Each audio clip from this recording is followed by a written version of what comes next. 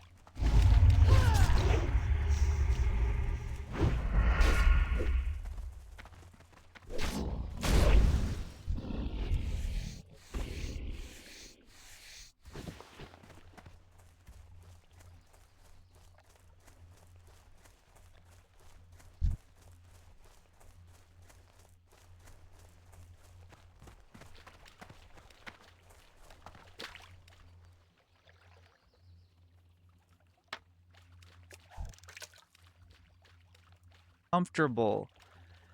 And that was an eye-opening moment. And after that lunch happened, he invited me for a couple more lunches down, you know, I just thought as like, oh, now I made friends with these people online. Now we know each other in real life, and they happen to work for this game company. And at another one of the lunches, they invite this troll warrior to have lunch with us, whose name in the game was Barfa, the troll warrior. Mm-hmm. And Barfa wasn't somebody who played with us all the time, but kind of like Ariel got into the guild kind of on the side. You know, it was one of those like inside invites of like, who's Barfa? I don't know, but Barfa's in the guild now. And there was, at the time, it was a new dungeon called The Hole. And we had never done it before. And we jumped down in this hole, and we're doing this whole dungeon, and everything goes wrong, as it's prone to do in EverQuest. And the whole guild escapes, except for Barfa, whose troll character is so big he can't jump out of the exit. Mm-hmm. And I had this potion that was like a really expensive potion that was a teleport potion that, you know, no one but someone in the Uber guild could afford at the time. And I hand the potion to Barfa, and I said, here, use this. It'll teleport you out. And I'm a rogue. I can just stealth and get out of the dungeon on my own. So I saved Barfa, not really knowing who Barfa was, and I did it with a very expensive potion. Having lunch, Rob introduced me. This is Alan Adham. He plays Barfa. I'm like, oh, Barfa. And we, you know, you saved me in the hole that time. Well, it turns out Alan was the founder of Blizzard, and he was sort of the head of everything at that time. It was Alan, Mike Morheim, and Frank Pierce. And what I didn't realize with these lunches were, like, I just loved them because I felt like I was myself. I felt true happiness being surrounded by these, you know, people who were talking about video games, and I felt comfortable around. And one day, Rob logs into EverQuest. He wasn't playing much at the time. He said, I want you tomorrow to check the Blizzard job site. Mm-hmm. I'm like, okay, like, I'll check the Blizzard job site. And they had announced World of Warcraft, and posted on the job site was the job for an associate quest designer. And the funniest part of it was, I forget if it was a requirement or a plus in the job description, but they're like, we really want somebody with a creative writing degree. And I'm like, you guys set this up for me. Like, they were just looking, and it was that hindsight moment of like, actually these guys were just interviewing me for 6 months. And they were actually friends, and they were really cool about it too. And I just had the fuck it moment, like that job opened up. I applied with all my heart, you know, like they had a bunch of quest writing on it. And then I went through like a pretty hardcore 6-month recruiting process because they never hired designers from out of the company. Traditionally, designers were promoted from within Blizzard. Either they would like transfer out of other disciplines, or they would come from quality assurance, tech support. So hiring somebody off the street was kind of a big deal for them. And they really put me through a grilling. I met with, it was the first time I met Chris Metzen, who is maybe the most inspirational, creative person on the planet. And you instantly, they paired me, they did this interview pairing. There were these two guys. It was Kevin Jordan, who was one of the original designers on WoW. Really, he doesn't get enough credit for his contributions. He was one of the earliest class designers, PvP designers. But he's a really quiet guy. And they paired him with Chris. And Chris just owns the room. You know, so Chris, you could just sit and listen to him. He's so creative. He's so passionate. And the way he articulates things, like, you just instantly become a fan of Chris when you're around Chris. And Chris, Kevin, and I go to lunch at this Italian place that was across the street from Blizzard. And I remember Chris made us stop to buy cigarettes, you know, on the way to the interview. And then every other word out of Chris's mouth was like, fuck and shit. And I had come from this whole like corporate culture from my dad's recruiting business, where I'd never imagined somebody would curse in an interview or stop to buy smokes. And again, it was like, I'm around my people. Like, I never smoked, but just, you know, being around people who didn't care about what the corporate norms were was so inspiring. And then my last interview was with Alan and Rob and a great programmer named Bob Fitch. Like, I think he's one of the first 5 developers at Blizzard. And they took me to an Arco station that had a Jack-in-the-Box. You know how, like, sometimes they'll combo? It was like Arco Jack-in-the-Box. And that was my final interview at Blizzard, was at the Arco Jack-in-the-Box. And I remember thinking to myself, these guys just brought me to a Jack-in-the-Box that's in an Arco station. I need to work here. Like, these are my people. This is where I belong. Like, it was the greatest thing ever. And so, yeah, that's my crazy journey to Blizzard. Start at the bottom and end up at the top in the Jack-in-the-Box. Can you speak to, because you mentioned some of the low points in depression, through that journey, how did you find your way out? So can you just, a lot of people are sitting in those low points right now listening to this. What kind of wisdom can you draw about finding your way out, finding your people?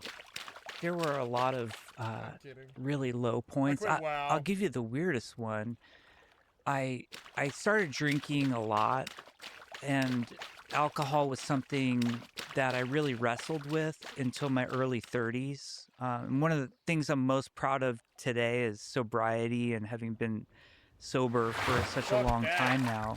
Twitter. And I remember I would like buy a bottle of Old Granddad and like drink the whole thing by myself, and then watch the Oscars.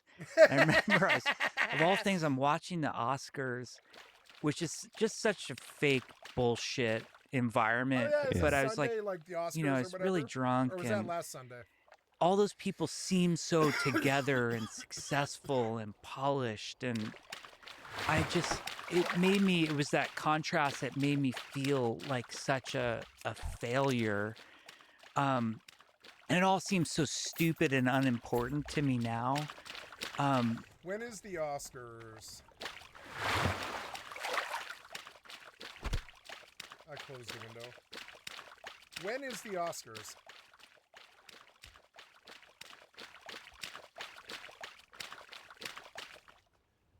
It's in 3 days. Red carpet, 3 to 7. ABC. Ooh, Conan O'Brien, huh? One battle after another. Okay.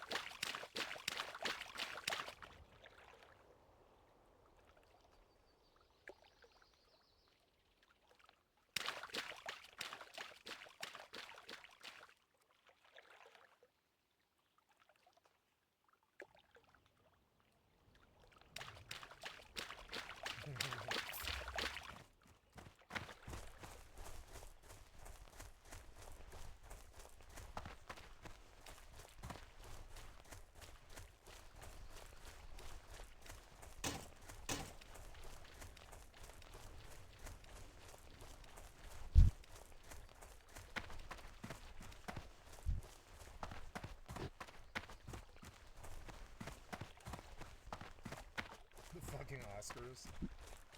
I became I just recommended to my mother that we have an alcohol. I literally wrote this. I said we should have an alcohol and pizza party on Oscar Sunday. It's like literally what I said to my mother. So dumb. He's talking about sobriety. I'm like, we should have a drunken Oscar party. Oh, I fished my way all the way north. Damn it. Just keep going, I guess. I need to kill stuff, but I don't want to kill stuff. 34 sound too high. I don't know. Where else am I supposed to be? Strong Troll's blood potion. That belt. No, my belt's better. Strong Troll Bloods potion. How much is that gonna be? Damn it. Alright, I'm gonna go back to Terra Mill.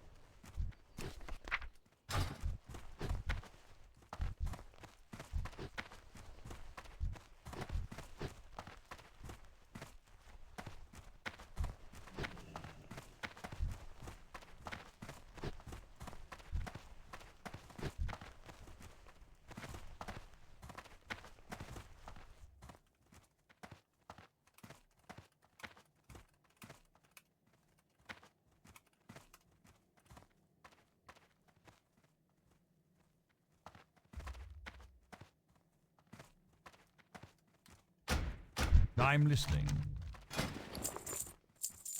Watch your back. Nice, I can just disenchant this old gun, right? That's my old gun. Not as good as this gun.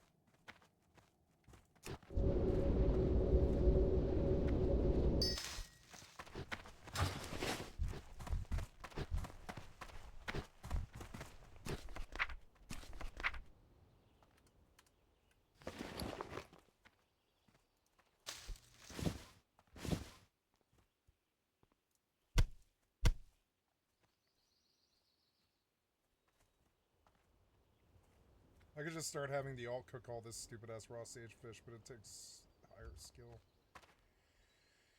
I'll cook the raw sage fish, I guess. It's something I can afford to do, and I will. 30 raw sage fish. Oops, make this over here. What is it?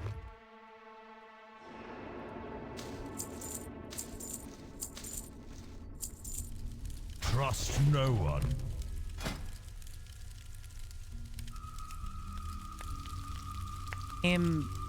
You know, I got in that constant struggle of try not to drink, but drink to make it feel better. I was lucky. My parents were very supportive of me, even in my 20s, even after I, you know, quote unquote, left the house. I went into therapy, and that was very helpful. You know, extremely helpful. And one thing I learned is that you have to find the right therapist for you. It's not just checking a checkbox of I went to therapy. It's about finding somebody who sort of helps you get out of whatever rut you're in a way that's healthy for you. And I tried antidepressants, but I just hated taking pills and feeling like something was in me and making me feel different. I never responded to it. And then the hardest thing, you know, which I've never mentioned to anyone and is hard for me to talk about, but eventually I went through ECT, which is electroconvulsive therapy, shock therapy. And Really? that broke me out. And I would never endorse that as a miracle. I was at such a low point that people were very worried about me and my well-being and what was going to happen. And that was sort of an extreme pull the ripcord, like there's nothing else to lose moment. And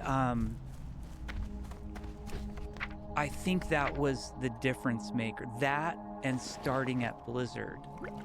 To find, I mean, there's a Alcoholic deep wizard. loneliness there. When before you met those guys at lunch, you're alone, like in a really deep, fundamental way, like in the way you weren't in New York with the writers group, right?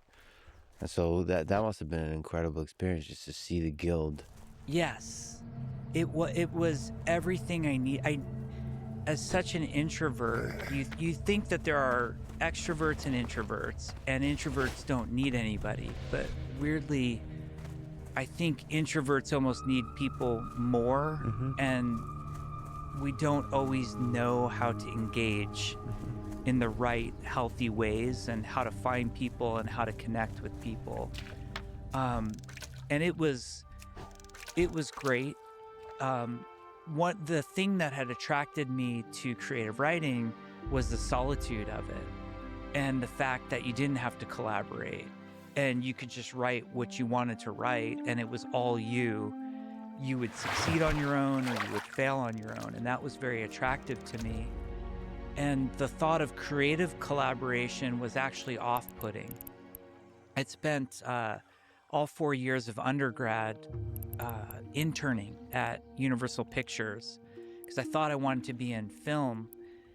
And it was such an unhealthy creative collaboration in the film industry. It's a very, you know, I look up unhealthily to the film industry and admire it and, you know, grew up with all these legends who had come from there. But it's like a caste system. And I was on the bottom of the caste system as an intern, and I was seeing how the other people who were low caste in the film industry were treated, and it was just horrible, you know? But games was different. Games was very flat. It didn't matter if you were the CEO or the boss, like the way Mike and Alan carried themselves with, you know, me who was an associate game designer, you felt like an equal. And I think it, not just the camaraderie, but the part that shouldn't be overlooked is the work itself and the work ethic. That's what really pulled me out. Hard work on a thing you love. Yeah. I have to, if you may allow me, read the prophetic One of Us, quote, One of Us post you made on April 18th, 2002. Because in some deep sense, you, I think, remained one of us.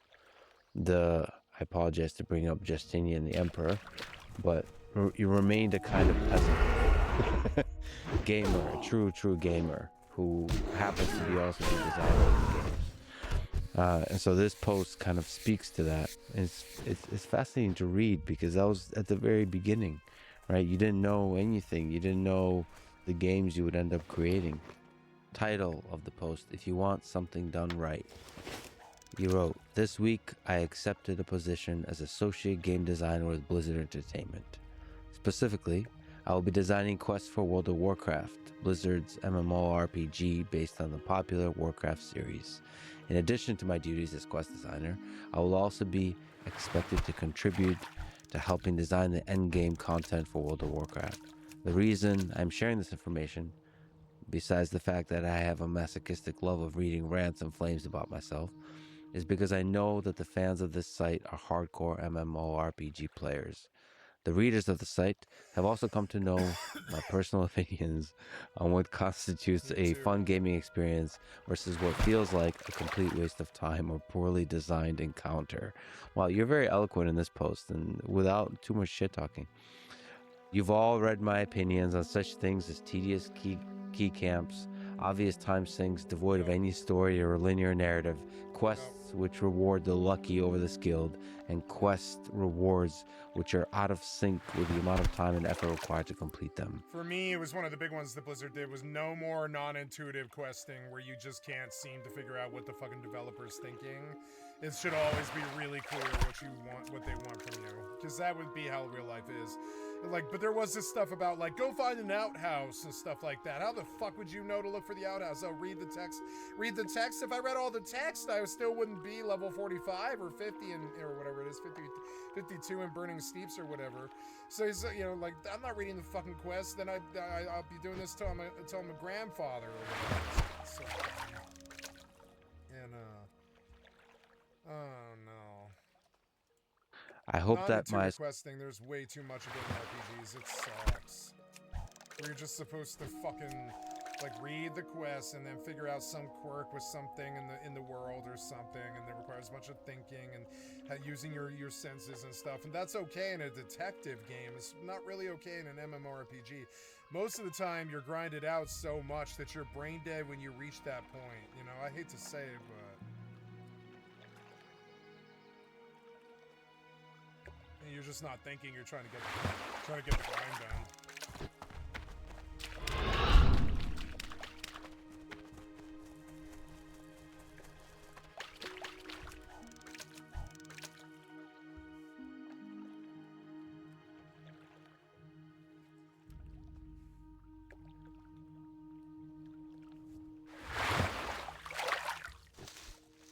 association with World of Warcraft will serve to comfort MMORPG fans that one of us is on the other side of the fence, looking out for the interests of the player. Bullshit. And you go on to describe He's some of the high hopes you have Blizzard for dev. World of Warcraft, which is really fun to read because you don't realize it's gonna be like one of the greatest games of all time, played by millions of human beings, just where those millions of human beings are playing for hundreds of hours, thousands of hours. It's crazy. It's funny that this one of us is writing at the dawn of a new age. The final paragraph is, so with all that is going on with me, you'll have to excuse any lapse in updates to the site here. I will try my hardest to give you Slack or something to read while you should be working. But in the meantime, there's a whole world of NPCs. They need to learn the words Kak Sagur and Mo Fakar in quotes If you're whore. and the like, although something tells me I'm already in trouble with the boss. One of us, Jeff. One of us. That was a beautiful, beautiful post. Did you in fact get in trouble with the boss? No, my boss was Alan. Yeah. And Alan was very understanding, and they kind of knew what they were getting into when they hired me. And that post actually embarrasses me when I hear it now. There's so much ego in it, and I think it's got that 20-year-old, I don't know what I don't know. I know exactly how to fix this video game and all video games, and Yeah. but there's brilliance behind that. There's a passion behind that. Like when you're a gamer and you really put in the hours in a game like EverQuest, you understand what makes for a compelling experience. You don't at that time understand how much hard work is required to create that experience, and how much uncertainty there is, how difficult it is, how many trade-offs there are, how your designs, when they actually are brought to the world and are experienced by thousands of people, millions of people, they are different from the vision you had for it. So all those elements you don't know, but you have to have that ego in the beginning, right? Yeah. To even have the guts to try, to have the guts to put in all that work. So what was it like? What were the vibes of early Blizzard like? They've at this point Warcraft 1 and 2, Warcraft 3 is in production, StarCraft. These are legendary games. I spent probably over 1,000 hours in these games combined. I played Warcraft 1, 2, 3. I played StarCraft 1 and 2. I played WoW, of course, Diablo 1, 2, 3, 4. Played Diablo 2 with Stay a While and Listen with Deckard Cain. Stay a while and listen. I mean, some of these characters, some of these experiences just will stay with me forever. Anyway, so big thank you to those early Blizzard folks. What was it like? What was the team like? What were the developers like? What was the vibes like in those early days? It was amazing. It was the dream. When I showed up at Blizzard on my first day, the office was on the University of California, Irvine campus at the time. They have this research and development park where if you're like a tech company, you can get office space there. And Blizzard took up, when I joined, it was 3/4 of the building was Blizzard. And there's like a building right next to it that had like Cisco and, it was like all kind of techie places. And it was so funny because you drive up and like everything was very serious and corporate. And then outside of the Blizzard offices, everybody's wearing black t-shirt and shorts and throwing frisbees and playing hacky sack and on scooters and skateboards. And you're like, okay, that's where Blizzard is. So it was that environment. I remember walking in the door and thinking like it feels like I'm walking into a dorm room, because it was just posters on the wall, and there were actually like people would have futons because they'd be sleeping because we would work so much back then. But the vibe was very small. Like Blizzard, the day I joined in May of 2002, was fewer than 200 people. And that included, there was a whole group up in San Mateo called Blizzard North. So Blizzard South, the Irvine group, was responsible for StarCraft and Warcraft. And there were 2 development teams at Blizzard. It was called Team 1 and Team 2 at Blizzard South. Team 1 was revered. These are the RTS guys. They made, StarCraft, Warcraft 2, and they were, at that time, they're working on Warcraft 3. Team 2 was kind of the redheaded stepchild. Like, apparently before I joined, they had tried to spin off a second team multiple times and failed. And then they finally decided they were going to make World of Warcraft. There was a game called Nomad. I don't know what that game was exactly, but that was what Team 2 was working on at first. That got scrapped, and Alan steered the team towards World of Warcraft. And there's an amazing designer named Eric Dodds. He'd go on later in his career to be the game director of Hearthstone. Him and Ben Brode basically were the core designers behind that. But Eric and Kevin Jordan were these 2 key designers working on World of Warcraft for Team 2, and then you had this tech group that was headed up by John Cash. Something about their And generation, they John talk a Cash, lot the slower, first day and it that I showed bothers up me. It reminds to me of work how Todd on Howard Team 2, they said speaks. you have to go get your login from John Cash. I'm like, John Cash from id. And John Cash has a skin. You could be John Cash in Quake 3. So, and then he saw me, and he was a huge EverQuest player. And he was like, you're the guy who runs Legacy of Steel. I'm like, you're John Cash. And we had that moment where we kind of fanboyed out on each other.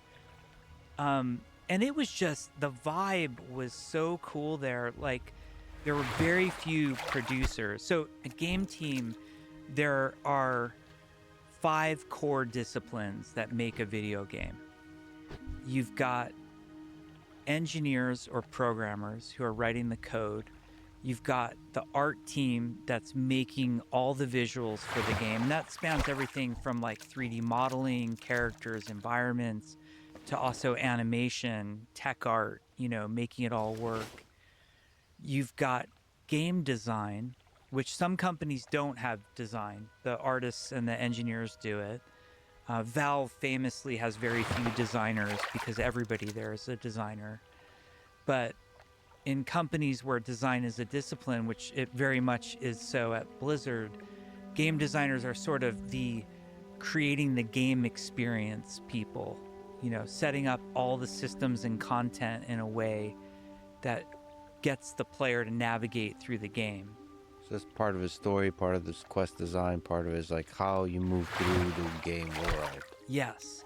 So game designers, there's a spectrum, like same with art, same with engineering, of roles within game design.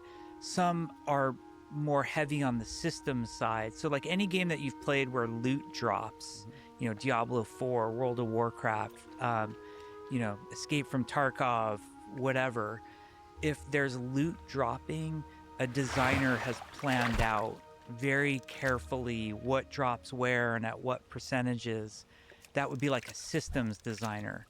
A content designer is somebody who's going to make quests or write storylines, where there might even be a narrative designer, which is even more focused on story.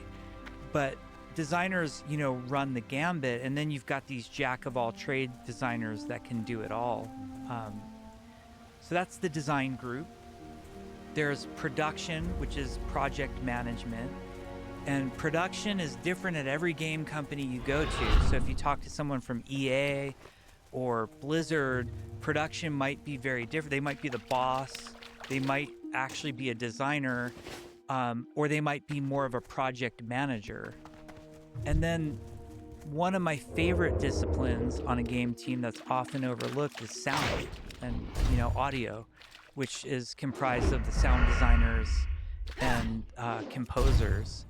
And there are two things that no one realizes how much they bring to a game until they're missing, and that's audio and lighting. Because most of the time we're playing without these things, and it just feels a little off and wrong. And when you have a great lighting artist, or you have a great composer or sound designer, the experience, you're just tapping into these senses that you wouldn't otherwise.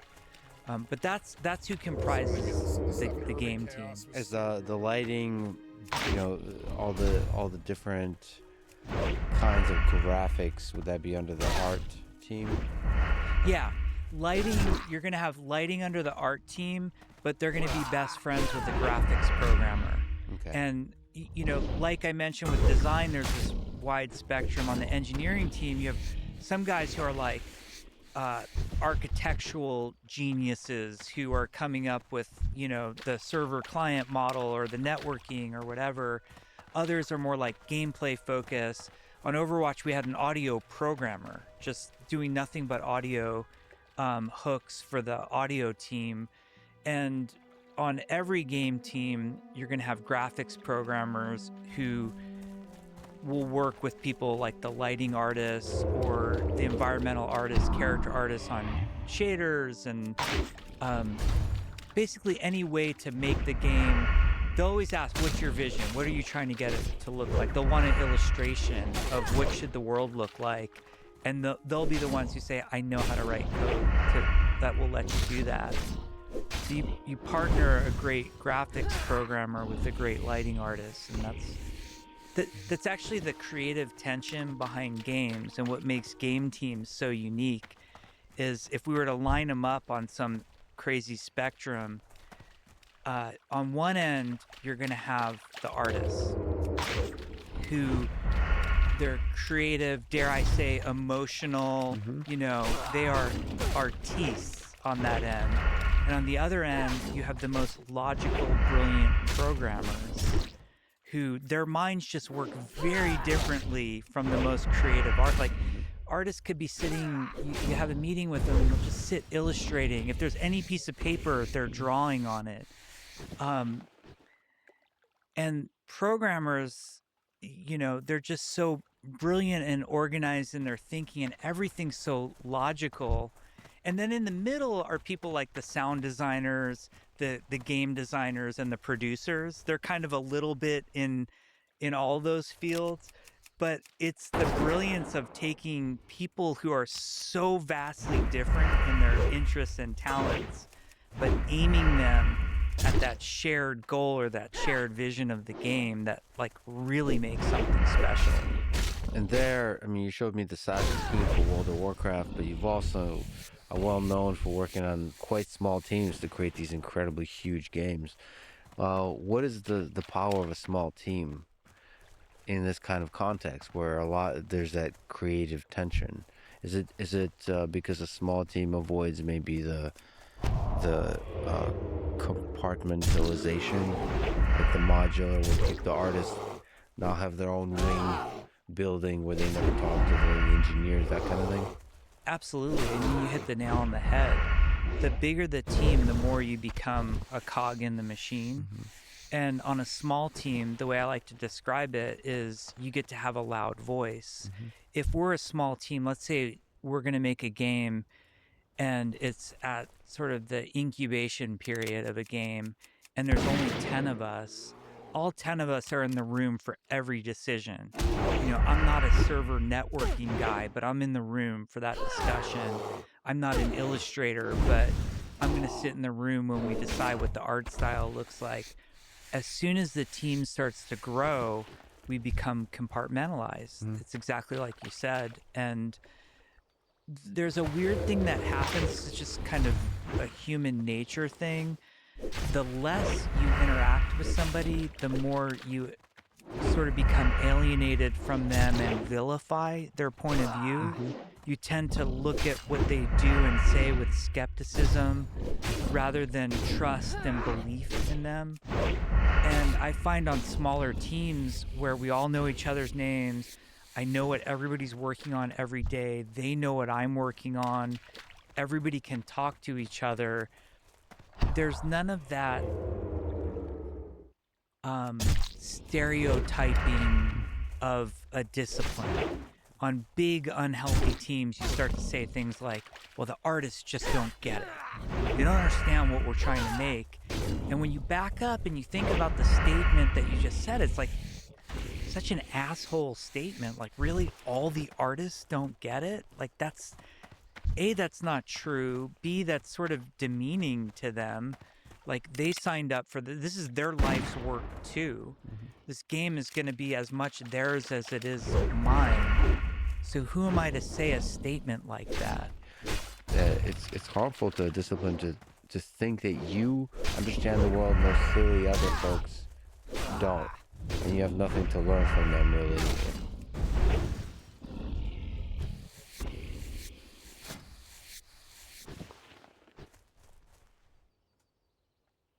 And they're deluded in some kind of way. That's so powerful. Fast forwarding a little bit, when we formed Team 4, and which went on to make Titan and ultimately fail, and then that got rebooted as the Overwatch team. The idea that I tried to get through to the team was to make an assumption. And really, like, Blizzard is one of the top game developers in the world. And we were very fortunate when I was there, and I imagine it's this way today, that we could recruit whatever talent we wanted. The best of the best wanted to come work at Blizzard. And if you sort of go through the paces of that and say, okay, when we recruit somebody, let's say we're recruiting an artist to make props, boxes, chairs, whatever. That is the best prop artist in the industry. That's who's going to show up on our doorstep. So when they show up here, we should treat them like the best prop artists in the industry instead of starting from a place of doubt and cynicism. So when that person speaks up and says, I think, like with Overwatch, for example, I think we should do this, we should do X instead of Y. Instead of saying, well, I'm a believer in Y, why are you against my idea X? You should take a moment, have a deep breath, and say, man, the best prop artist in the industry is suggesting something. Why don't I listen to it? I actually do for myself like this kind of thought framework or thought experiment whenever I'm talking to a new person, especially if I feel in myself a little bit of tinge of that feeling. Usually it happens with like a really young person, like an undergraduate student or something like this. I pretend that they're the smartest person in the world in my head. And then now, like, it puts me in the mode of like assuming I have a lot to learn from them. And it helps. You actually like really listen.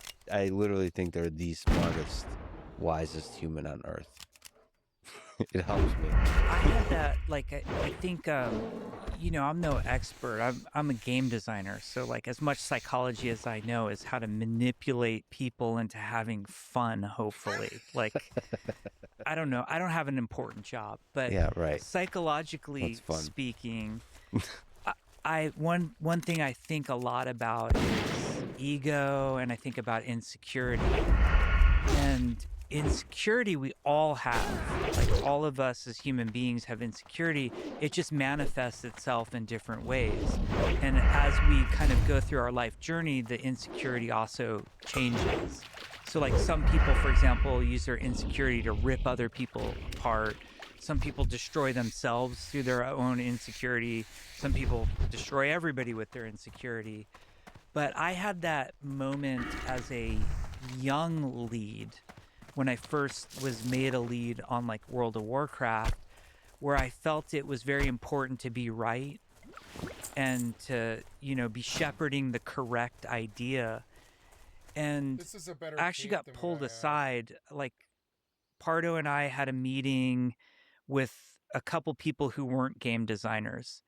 And it's always tricky as a game designer because constantly everybody's throwing ideas out on a game team. Like, there's no shortage of ideas ever. And we were in some meeting about something, and these people kind of threw out these ideas. And I wasn't mean to them, but I very kind of systematically, like an insecure, ego-driven new lead would do. I kind of, let me tell you why that's wrong, and let me tell you what we're going to do instead. And after the meeting, Pardo pulled me aside and he said, you're a very smart designer, but you shouldn't do what you just did to those people. You should always listen to what people have to say and try to make their ideas work. And I just, over and over, I was like, okay, anytime an idea comes my way, let's try to make it work. And it went from this kind of thing that I didn't believe into to actually like a core part of who I am today as a leader, as a game designer, as a game director. And some of the best ideas have come from developing other people's ideas, where your first reaction is like, no, that's wrong. And then just kind of sticking with it and going, but how could we make it work? And the most gratifying part when it succeeds I'm obsessed with a show called Leonard and Hap, and I wonder if there's any other shows like that. It was so good. I want something else as good as that. Did that same director do something else?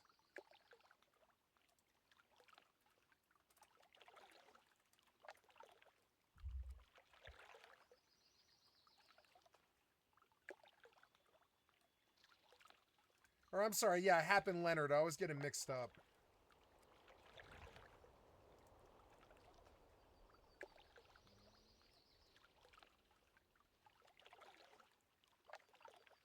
No way, it's Michael C. Hall.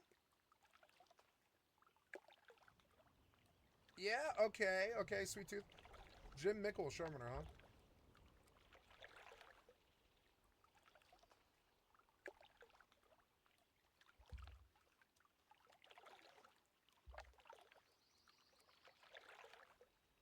Sweet Tooth, huh? Sweet Tooth.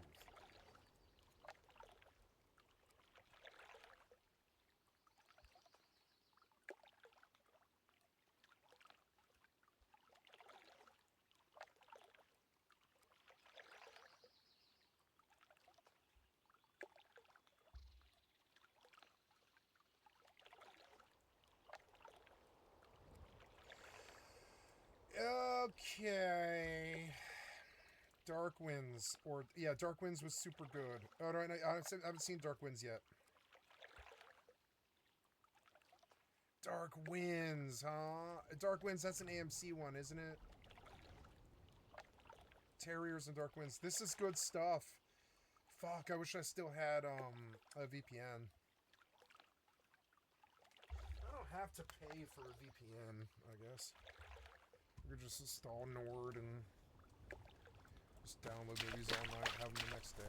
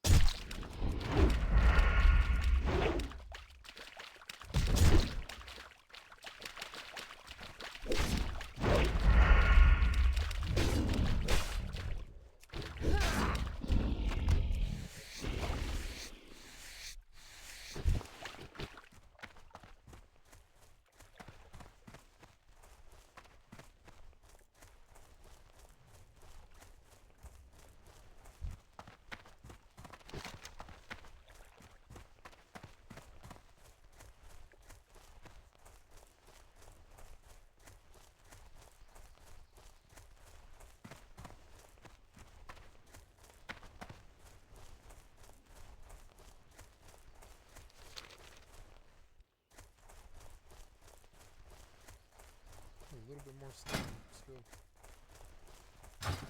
I'll need an Astral Essence, and I don't know how I'm going to get my hands on them.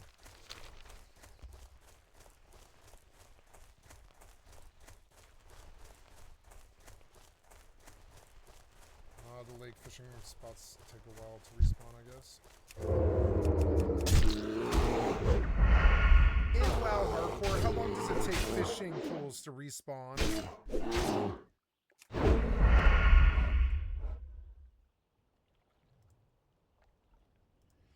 In WoW Hardcore, how long does it take? God damn it, you're like doing something. Okay, in WoW Hardcore, how long does it take fishing pools to respawn? You know I said pools.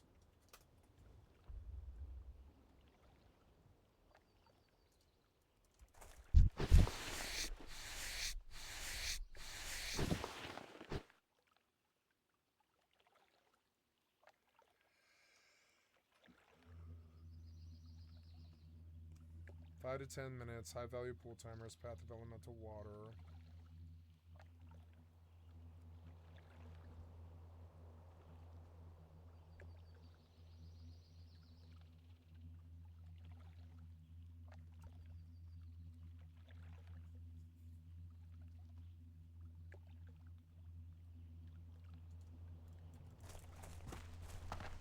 Yeah, I'm 32. I could go to STV.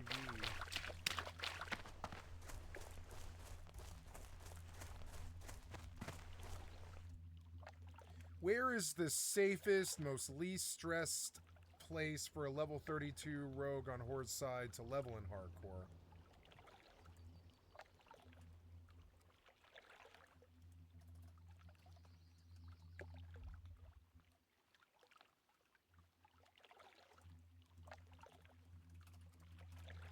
Watch Dark Winds, that's on Zumo, Sling, AMC. You know, there is a lot of free stuff like Sling. There's a lot of places I can watch these shows now on my television. I think you can watch pretty much whatever you want to watch.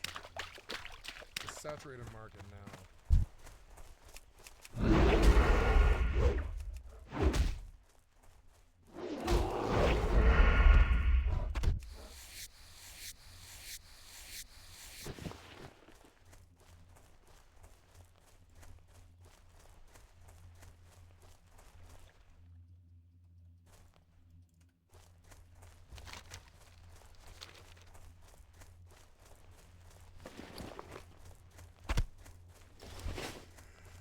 What do you need? Go forth to victory.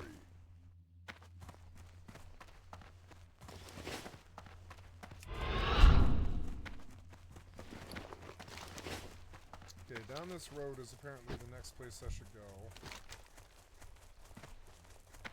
I'm going to cook and send stuff before I go out. I nailed off my wood again, apparently. Yeah. What do you require? I want, I don't know. Or wood, yeah, wood, I don't know. I think I sent wood. I guess I'll just pop over and send it if I sent it. Nope.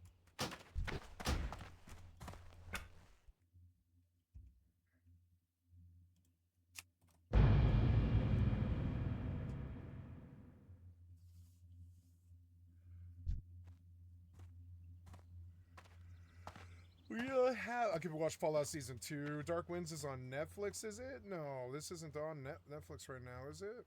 Is Dark Winds on Netflix? I don't think so. Why am I not signed in? Seems weird. So dumb. Get off this.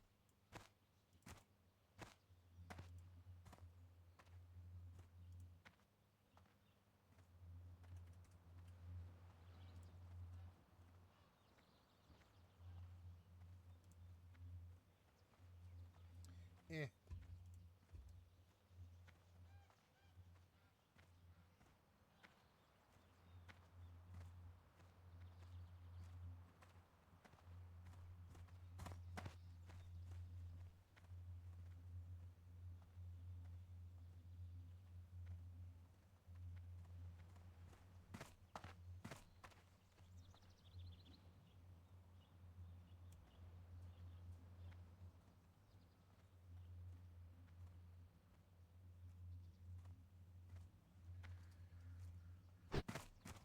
So I sent myself my wood for some reason. Is there a lesser astral on the auction house? Or an astral house? Hold on.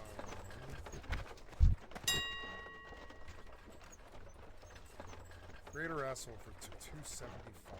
Jesus Christ. 2 gold.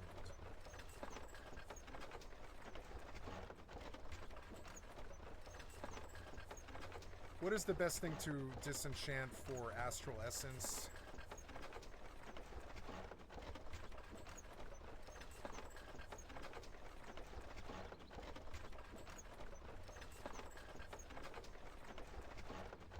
Weapons. What level? Uncommon weapons between 26 and 30.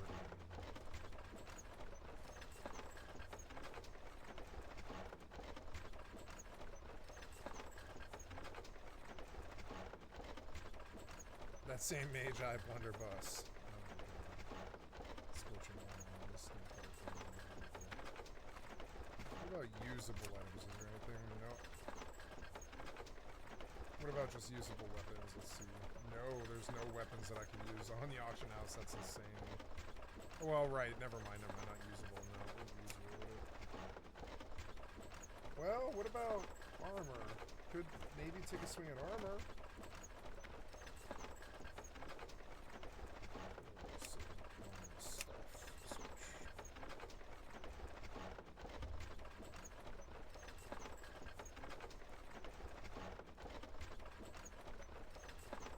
I feel like I could bid on these and get around this price, but no, I think I'd better just buy the damn Astral.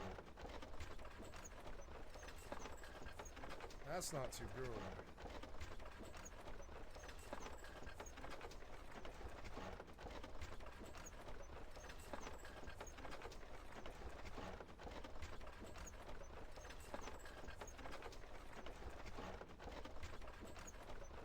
Is my cat outside?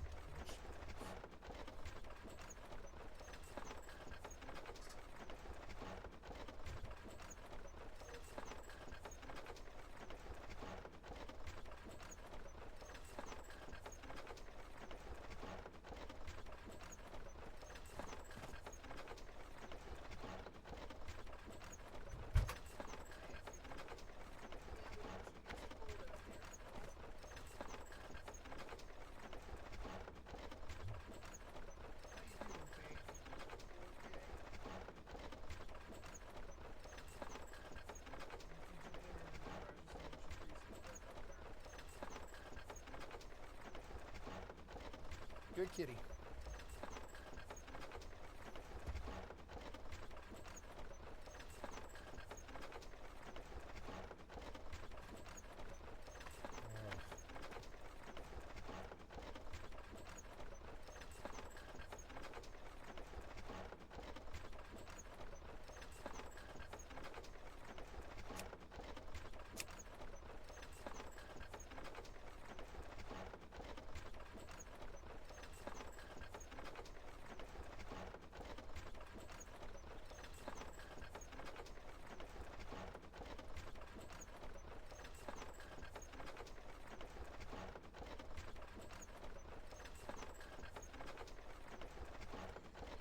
Let's bust this one and see if I get a swing at it. I think it'll be good money either way. I'll spend 42 silver, I'm not sure. The rest of it's...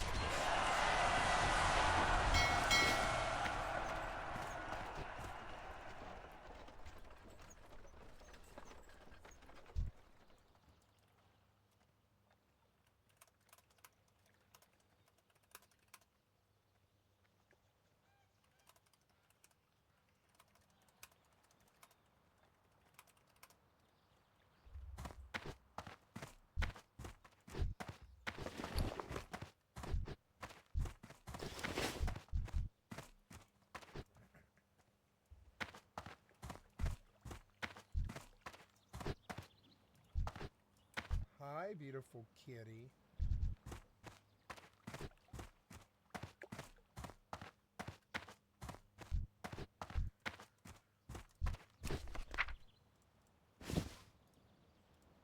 Beautiful kitty. You are loved and cared for, kitty. Don't ever think otherwise. We love you and we care for you a great deal, sissy. You're such a good kitty. Mm-hmm.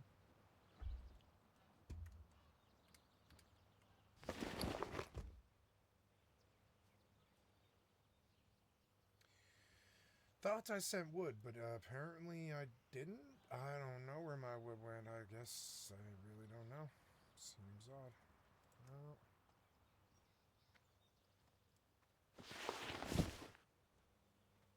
Oh, such a good kitty.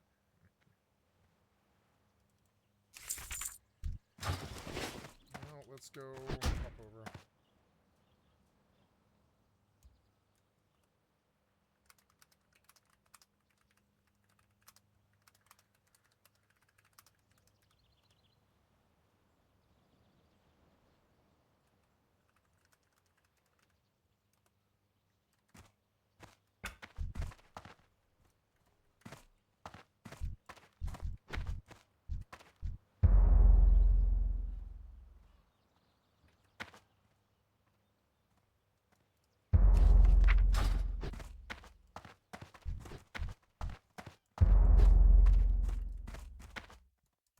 Ah, I've been expecting you.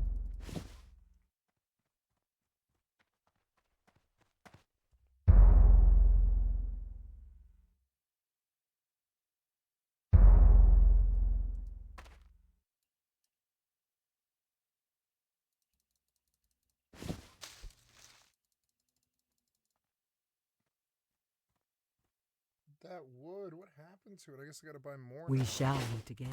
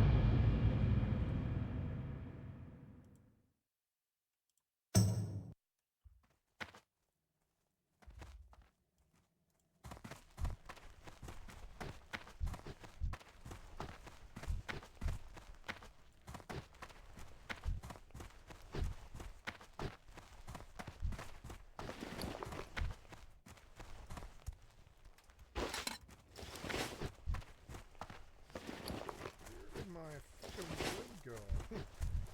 Oh, Hello? maybe I just used it all, I guess? Oh. Dark Lady, watch over you.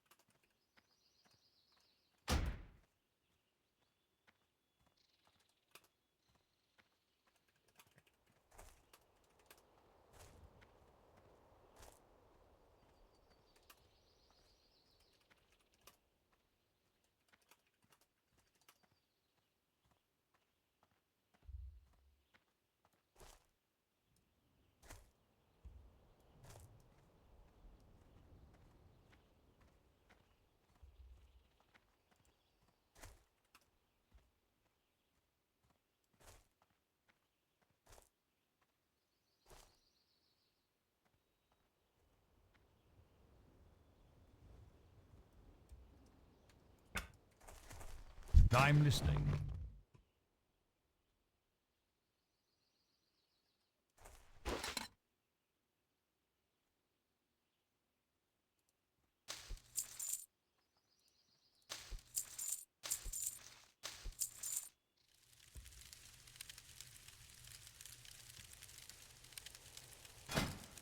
I love that sound of the fire being kindled.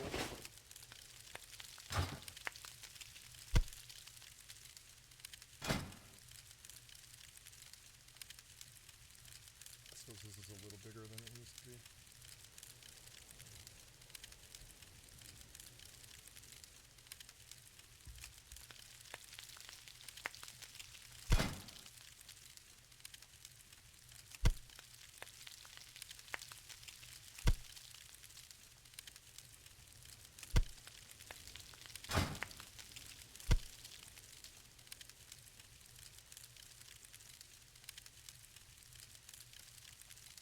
Oh, there. It was, somehow I got old data is why? Okay.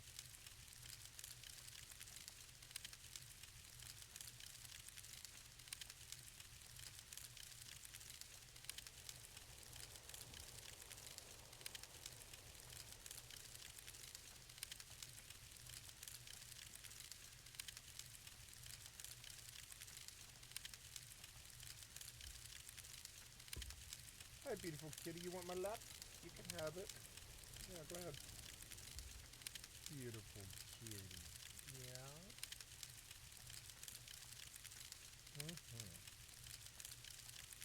Everything is good in the world, kitty. Everything's good in the world for me, anyways.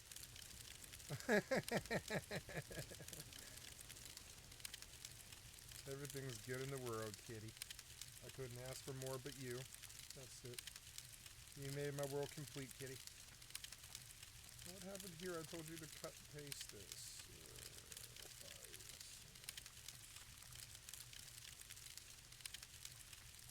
Why? Why? Why?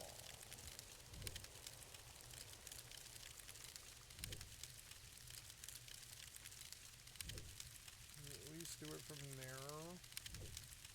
No. What do you mean? No. You're so bad at what you do. Fine, I'll just go type it in over here. It's fine.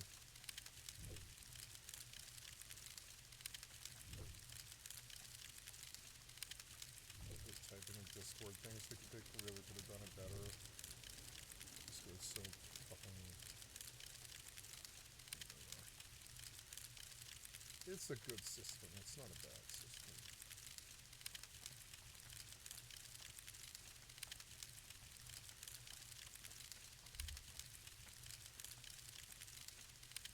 There we go.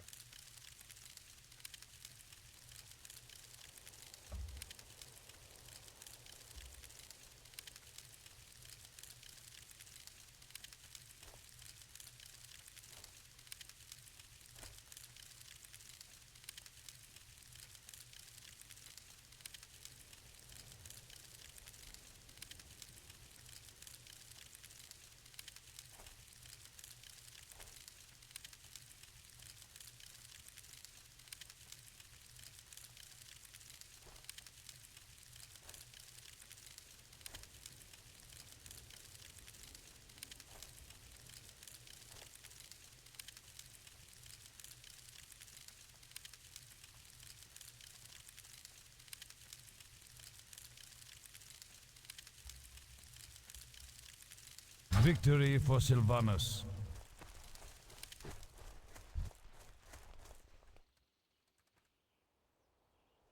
That's odd. Eve is off? No, it's not. 109. They said ice is at 150, so that's a 650. Okay. Oh, my lovely, lovely kitty. 650. I think I want to load Curse Forge, and just make sure that my WoW add-ons are up to date. And then I will log over clients and I will play some 76. What do you require? Do not seek death. Stopped cooking for some reason.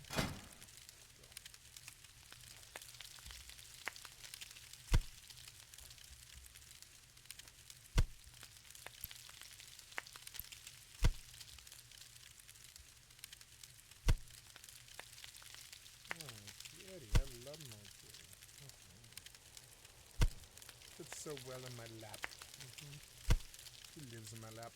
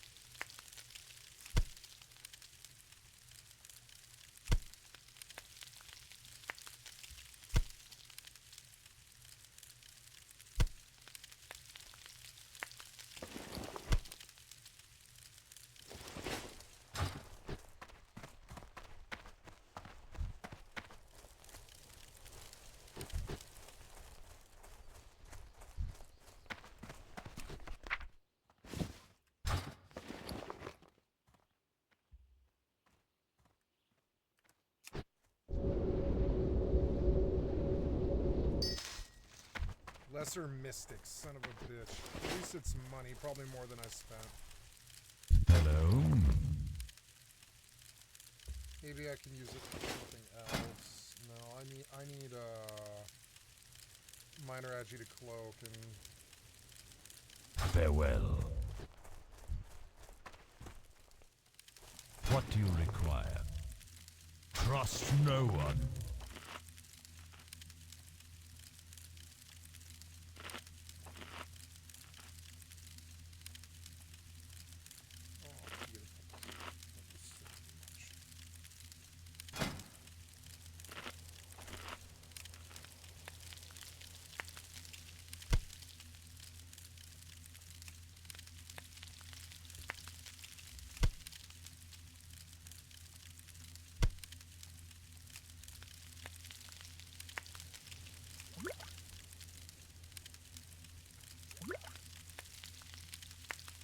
going to get some ice water fruits. I'll be right back.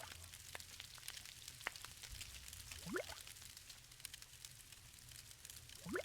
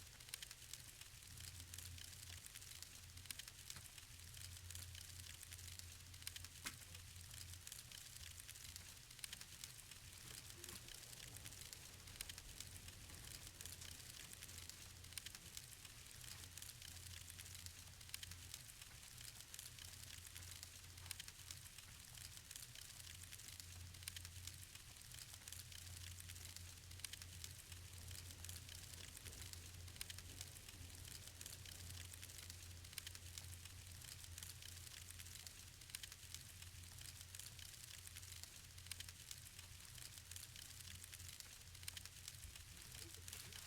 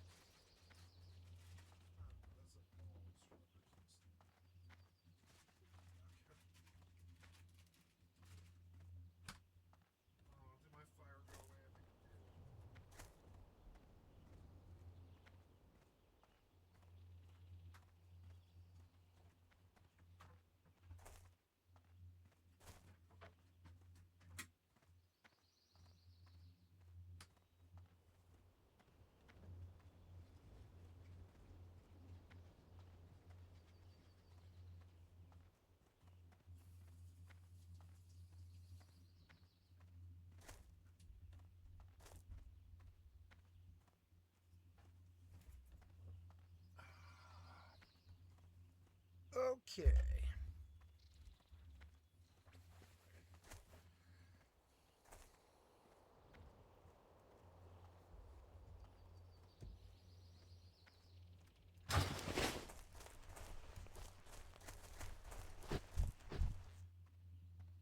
Is it a full moon today?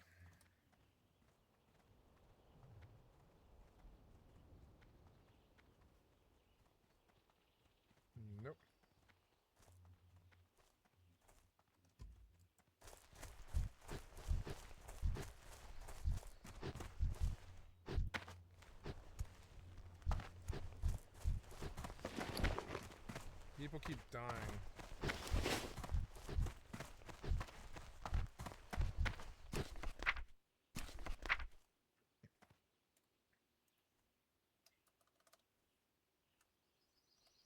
No, wait, that was right. That was right.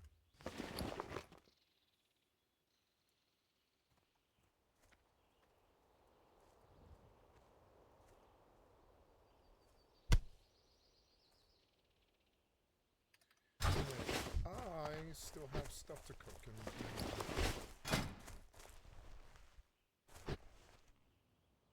boiled clams, right? Or not boiled clams, but goblin devil clams. But I need hot spices. What is it? You make another fire. Buy me 20 hot spices. Make me big bear steak. And goblin devil clams.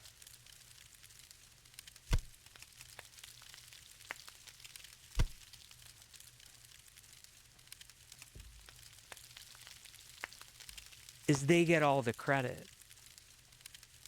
And you've sort of elevated this person whose idea wouldn't have been championed, whose idea by the insecure, egotistical lead of, early 2000s would have just said no. Now their idea is the thing everybody in World of Warcraft or Overwatch is just loving. Beware. And they get all the credit.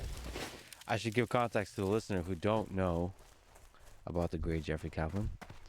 That you're one of the most humble and always give credit to the team for everything and anything. And so everything we talk about today, I know you're probably resisting constantly giving credit to the team on everything. So you're the famous "Hi, I'm Jeff" from the Overwatch team, right? Just as a small aside, thank you for your humility through your career, and thank you for always celebrating the team.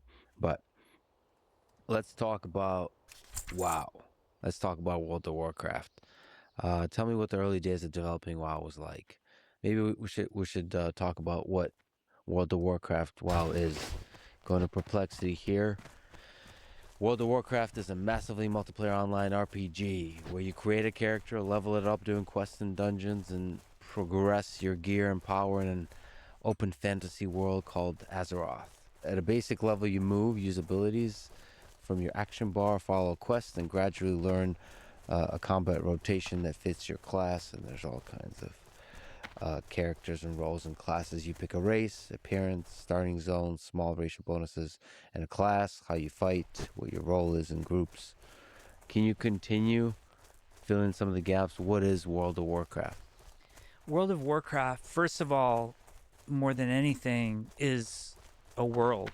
Like, it's a world that you can live in with real other people, and everybody's kind of living out their fantasy. Chris Metzen, who was the creative director on World of Warcraft, and really, like, Alan Adham, who's one of the founders of Blizzard, calls Chris the heart and soul of Blizzard.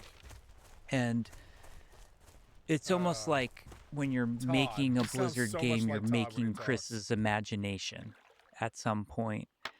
And Chris famously said the lead character of World of Warcraft is the world. And I always believed that.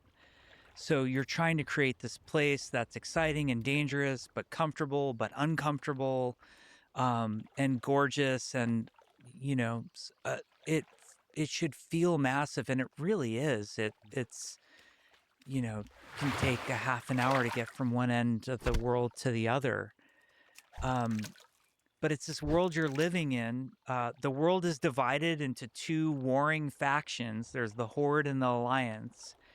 And that was a very important, very controversial decision that was made by Alan Adham, was the champion of the Horde and Alliance. And that in the early days, there was a really strong division. Strong division. Like, yeah.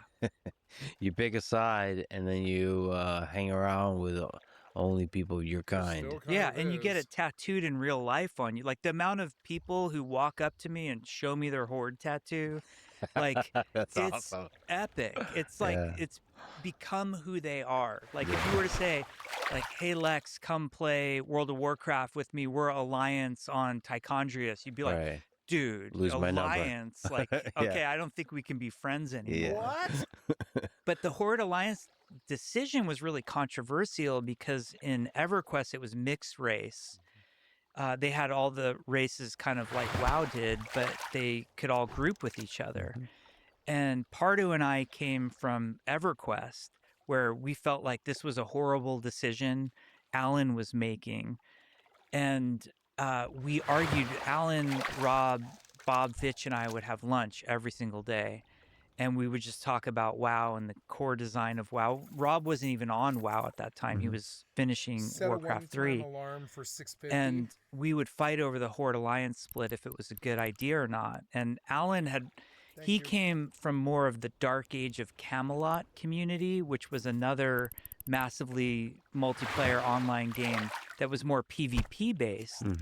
And he said the magic of that game was they had 3 factions, and he liked the fact that you were instantly on a team. You weren't a loner in the world. And whether you liked it or not, you had people on your side.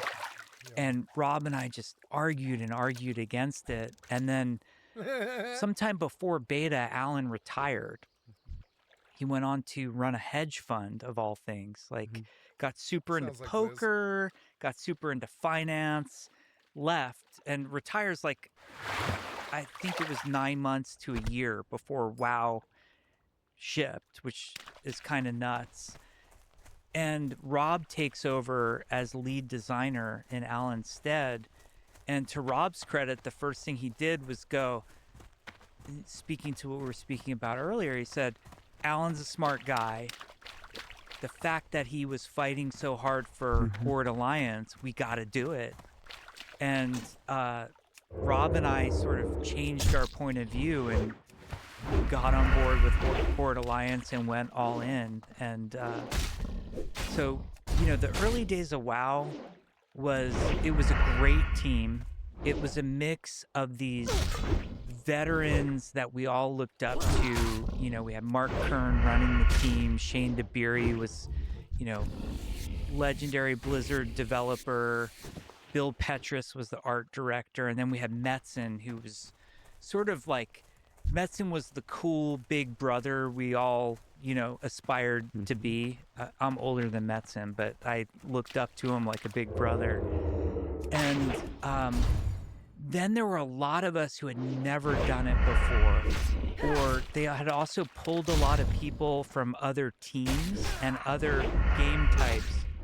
Like, for example, the guys building the dungeons, they hired out of the Quake community. And because they didn't have any hardcore MMO designer on the staff at that time, it was, you know, Kevin and Eric and Alan were sort of the only designers. They started building Quake dungeons as like Quake levels as the dungeons. At one point, WoW was even made in QE Radiant, which was the Quake engine. And then they later, you know, retooled to where they were using a proprietary engine. So we were like this hodgepodge, like the Bad News Bears is how I would describe the WoW team, of this mix of veterans and then people like me. Like, I'm just some fucking idiot, you know, who played a lot of EverQuest. And I end up at Designing Blizzard. quests. Yeah, like, okay, we're going to design World of Warcraft now. And I've said this later with hindsight. I think a huge part of WoW's success, especially with the early WoW team, Team 2 in its earliest formation, was that we didn't know what we were doing. You kind of, like, it's that Titan was the example for me. Titan was the attempt at making an MMO after World of Warcraft at Blizzard, and we failed horribly, and we had the best of the best on that team. And it's because everybody was too much of an expert on how to make a groundbreaking phenomenon MMO. World of Warcraft was a bunch of people, like a very successful sure of itself company who had made StarCraft, Diablo, Warcraft, with a bunch of yahoos, basically, who was like, yeah, we can compete with Sony Online. Yeah. At the time, they were making EverQuest 2.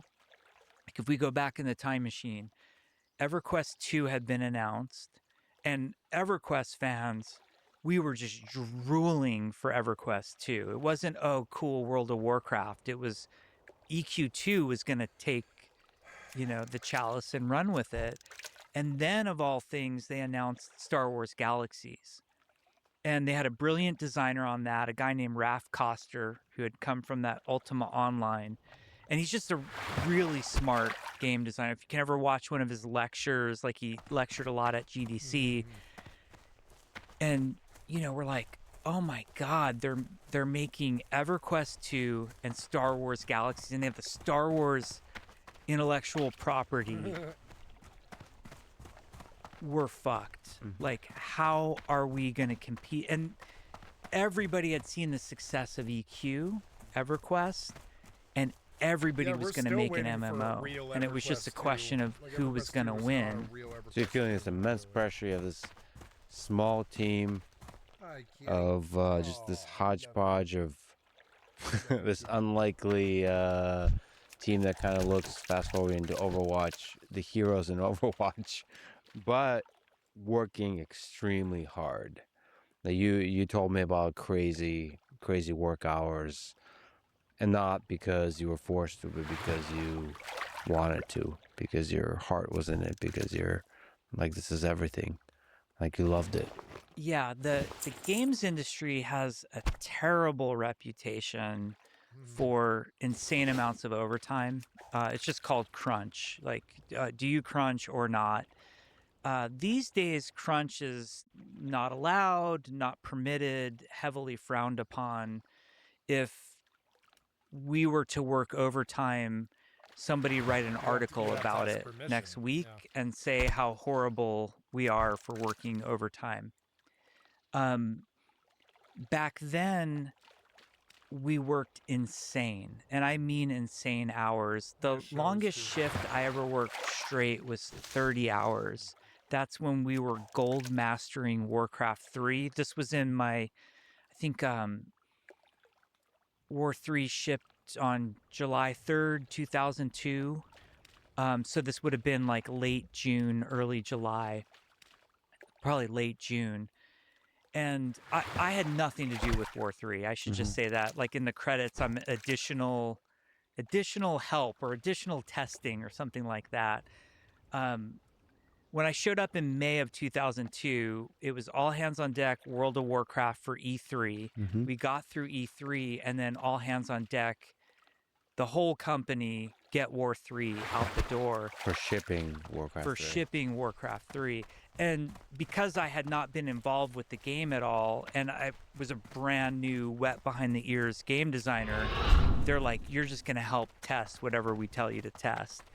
So we're trying to gold master, and there's a crash that happens rarely if you run one of the cinematics. Like, you have to be watching the cinematic after one of the levels, and then there was a crash that happened. And so a programmer put in some logging to catch it, and then they needed somebody to just over and over again, I need the crash to happen so I can fix the bug. And I sat there for 30 hours and just watched cinematic for 30 hours straight. And it was the funniest thing. Like, it was almost surreal watching everybody leave which was a trickle out. Like, everybody kind of trickles out, like at different hours. The family guys go much earlier than the single guys. And then watching everybody show up again the next morning, and they're all like dressed different. They look all refreshed. And I'm just like in the same position, like eyes are beet red. To the soundtrack of the cinematic. Yeah. But we crunched World of Warcraft. The date slipped. So you do this thing. I remember Mark Kern standing the team up and saying, we're going to crunch early so we don't have to crunch later in the project. And I really believe he wasn't manipulating us. Like, I really genuinely believe that he believed in that. Mm-hmm. But with games, anything can happen. And we slip uncontrollably all the time. And we slipped, and it sort of created just this death march, endless death march that, like, to this day, members of the WoW team will remember, like, Newport Rib. If I say that, they'll have, like, twitches because, like, they would cater the dinner. They'd bring it in at, like, 6 or 7 at night. And everybody was eating Newport Rib or Panda Express. It was, like, the worst diet ever. I actually like Newport Rib, no shade on them. But you can only eat so much of it. Yeah. And the carpets are stained, and, like, dudes are falling asleep on the couches. And it was an unhealthy work environment. It gets pinned on, because at a lot of places it is executive driven and it is mandated from the top. But the hours that I worked, I never blamed on anyone but myself. I just wanted to. I remember, coming in on Memorial Day, like, with sand from the beach on my feet, because I really wanted to get some work done that day, and working through Christmas, and those were things I wanted to do. I never felt like somebody, held my feet to the coals. Yeah, it's such a complicated thing because, you could say that's unhealthy, but I know a large number of people, especially in their 20s, but actually throughout their career, that have been at companies that do crunch for a thing they believe in, for a thing they love, and it's some of the most fulfilling years of their life, months and years of their life. And they also, it's not just fulfilling, they grow from it, they learn from it, and and especially when they talk back about it, about that time, they can see how incredible it was. Of course, when you're going through it, sometimes it's extremely difficult. You don't know.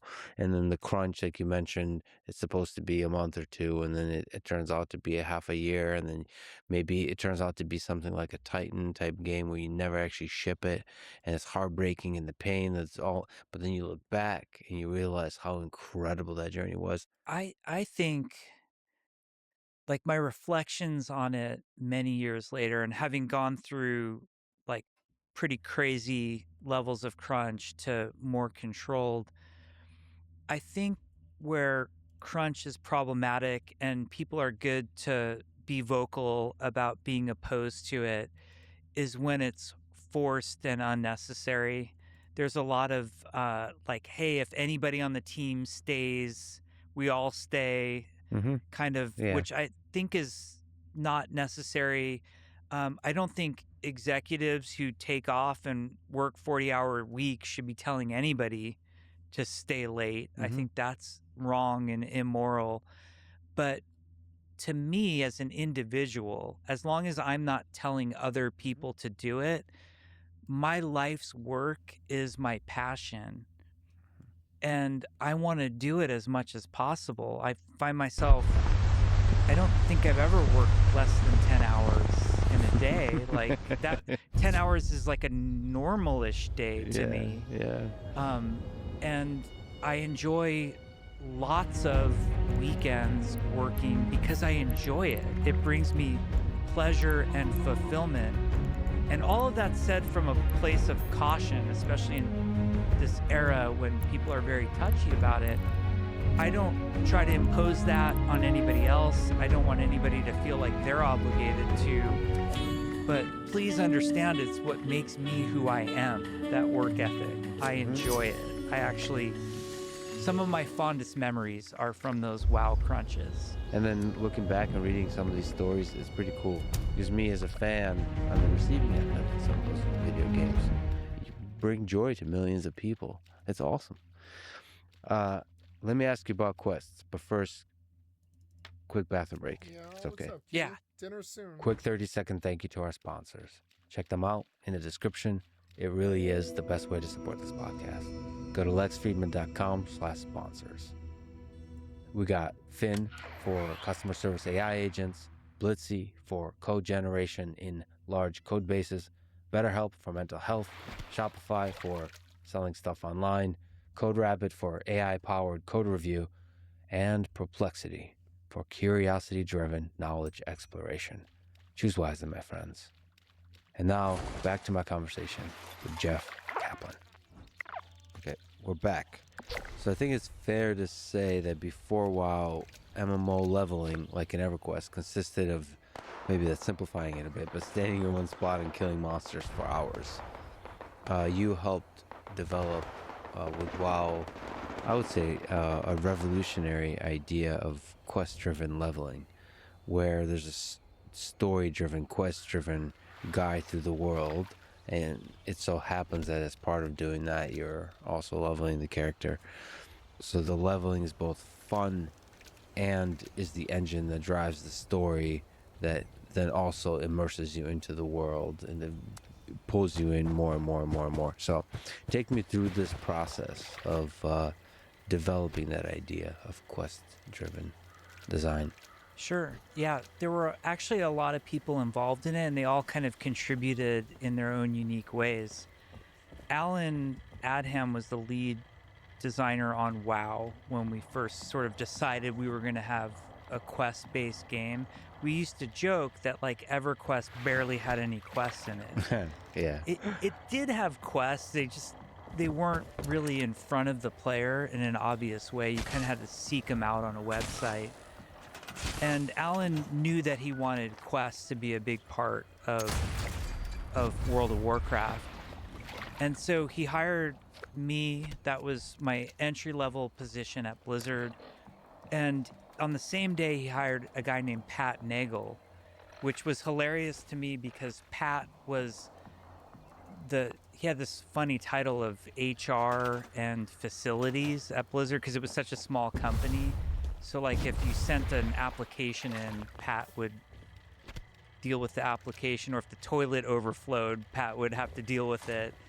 And so the whole time I was applying at Blizzard, I was going through Pat, and then on my first day, they put Pat and I in an office together.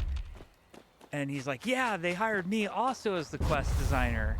And so Pat, and he was the most wonderful guy. We had so much fun. So Pat and I kind of designed the quest system. It was Alan's idea to have it in the first place. And then there was that great designer I mentioned, Eric Dodds, who helped a lot with the interface of it all.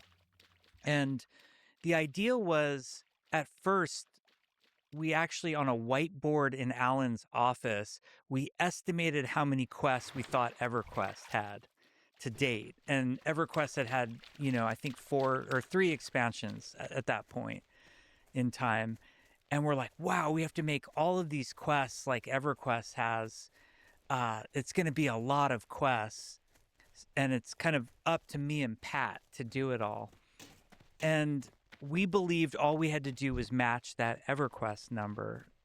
And Pat and I started working on like the design of the system and how it would interact. And Eric Dodds was really involved in how the interface, like how you were going to interact with the NPCs and all of that. And we split up the world into like 2 zones. He was going to take Elwyn Forest, which was the starting area for the humans. And I was going to take Westfall, which was the sophomore zone after Elwyn for the humans.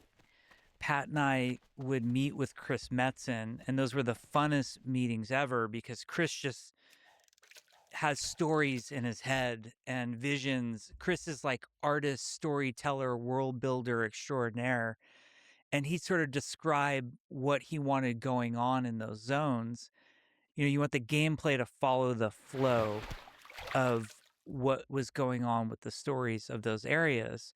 So we finished Elwyn and Westfall, and we did like a team play test. And our assumption was because the way EverQuest worked, players just wanted to level up. It was a level-based game. You go out, you kill a creature, you get experience points, you level up a little bit. And so the way people played EverQuest is they'd find these areas where there were lots of creatures, and you'd usually find the best experience efficiency cycle you could find. So like fast respawn, kind of easy things to kill. And that's how you would progress through EverQuest. And I remember Alan kind of telling us, like, hey, the quests, when Pat and Jeff write quests, they'll aim us to where the creatures are. You'll do a quest, and then you'll spend a few hours killing creatures in that area afterwards. And that's how he imagined it would work. So we kind of set up the world that way. You know, Pat probably did a dozen, maybe 20 quests in Elwyn. I do a dozen, 20 quests in Westfall, and we do this team play test. And we had a bunch of people on the team who never played MMOs, like guys with shooter background, you know, StarCraft fans, etc. And they play World of Warcraft. I think we played for like an hour or two, and we only did Elwyn Forest. And the overwhelming feedback from our team, and these are people who really didn't play EverQuest, they're like, my God, Pat, that was horrible. I ran out of quests like right away.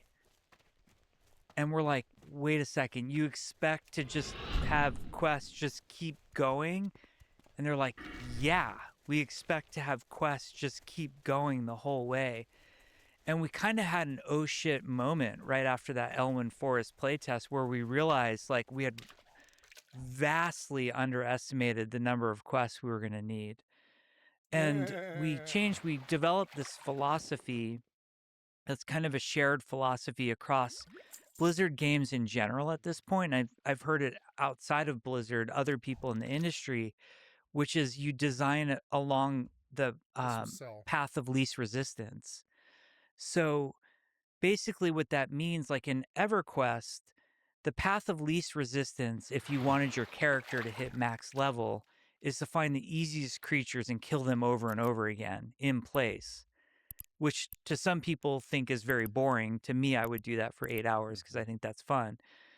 But we decided in World of Warcraft, we said, why don't we make the path of least resistance? So in this case, the way to get the best experience, the fastest, not to be killing creatures in one place, but will overload the experience into the quests themselves. And then that will move you through the world, which will get you to see everything. It will enable us to tell these awesome storylines. It sort of did a lot for the game. And I think it was like a fundamental change in the genre. Like if you look at the things that EverQuest was very popular and very successful, and it was hitting like hundreds of thousands of players. And WoW blew the doors open and was tens of millions of players. And I think the fundamental difference there was that WoW allowed you to play as a single player. And what makes an MMO, massively multiplayer online game, massive is having the other people there. And they're so important, or else the world feels kind of wrong and dead. But the concept that we have to force you to interact with them to do anything is very off-putting to a lot of people. And the fact that people could come into WoW and just kind of the game design way of describing it is directed gameplay. Mm-hmm. And some games have extremely tight directed gameplay. Like, for example, if you were to play a single player game like Last of Us, you know, you'll have those moments where they'll be like, you'll come up to a log and press triangle to duck, or else, or whatever the duck button is, left stick to duck to go under. And that's like the ultimate in directed gameplay. Like they're telling you exactly what to do. On the other end of the spectrum is a game like Minecraft, like vanilla Minecraft, where you'll find it's very divisive amongst gamers who love Minecraft or hate it. The ones who hate it are like, I don't know what I'm supposed to do. Like, you drop me in this world, I'm supposed to dig or something. And that's the type of player that needs directed gameplay, or they're going to cycle out. Not all players need it. And what WoW did, that it doesn't seem like an innovation, it doesn't seem like revolutionary, but it sort of created this directed gameplay that felt optional but really wasn't. I mean, I think it's absolutely revolutionary. it basically changed gaming. It changed the way we see games. And it was so successful in part because it became a mechanism by which you could spend hundreds of hours, thousands of hours in the game. I mean, it's kind of a, like, obviously, it's one of those, all these great ideas are always like this, right? In retrospect, you're like, well, obviously, if you make the Path of Least Resistance quest-driven gameplay, then it's going to be the reason that most people play. But it is true that I'm with you on, I both like the quests and cow level. Yeah. I guess you have to design for everybody. That's the tricky thing. Like, how do you fine tune this? If you think of it as a loop of like accept quest, kill 10 rats, turn in quest, ding, level up, that loop. Like, how do you fine tune that so it's maximum fun, or fun for the maximum number of people? Is it, how difficult is that? It's extremely difficult, and not everybody's good at doing that.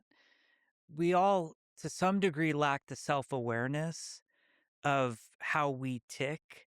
So we're all different types of gamers, but if you ask me to describe the type of gamer I am, I might actually be giving more of a picture of the type of gamer I wish I was, or the type of gamer I want you Guys, to. I've got an ISOP starting here in like 3-4 minutes, something like that. So I'm going to scoop the cat box and feed the cat, and I'm going to run upstairs. No, I don't have to run upstairs. I've got food. Never mind, I've got food. I'm going to throw something in the microwave. I'll be back here in just 2 minutes or something. Won't take me but a minute. First, we got a scoop box.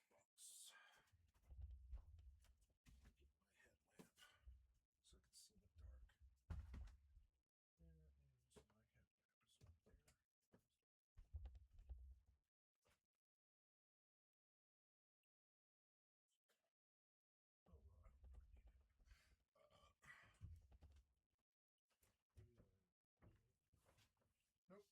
Well, I don't know. I'm sure it's around here somewhere. So, let us scoop this box. Hi.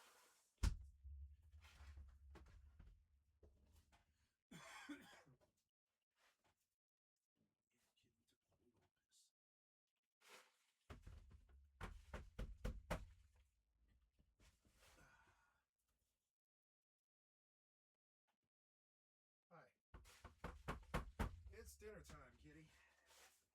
Gotta do your box first.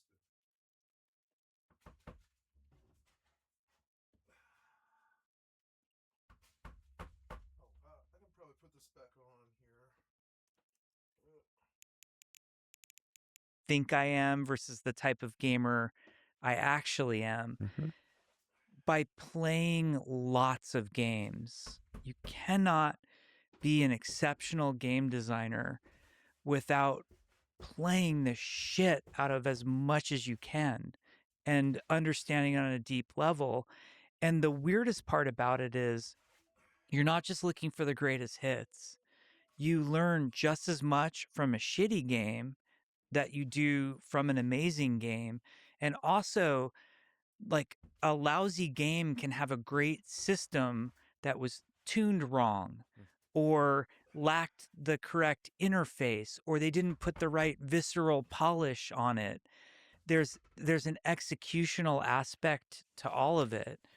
When I'm playing, I'm not only like thinking about what makes this fun, I'm thinking about what makes this not fun, but I'm also watching everyone around me. My wife plays games, my kids play games, and understanding, like, well, what do they do and how are they different to me? Why are they finding enjoyment in this?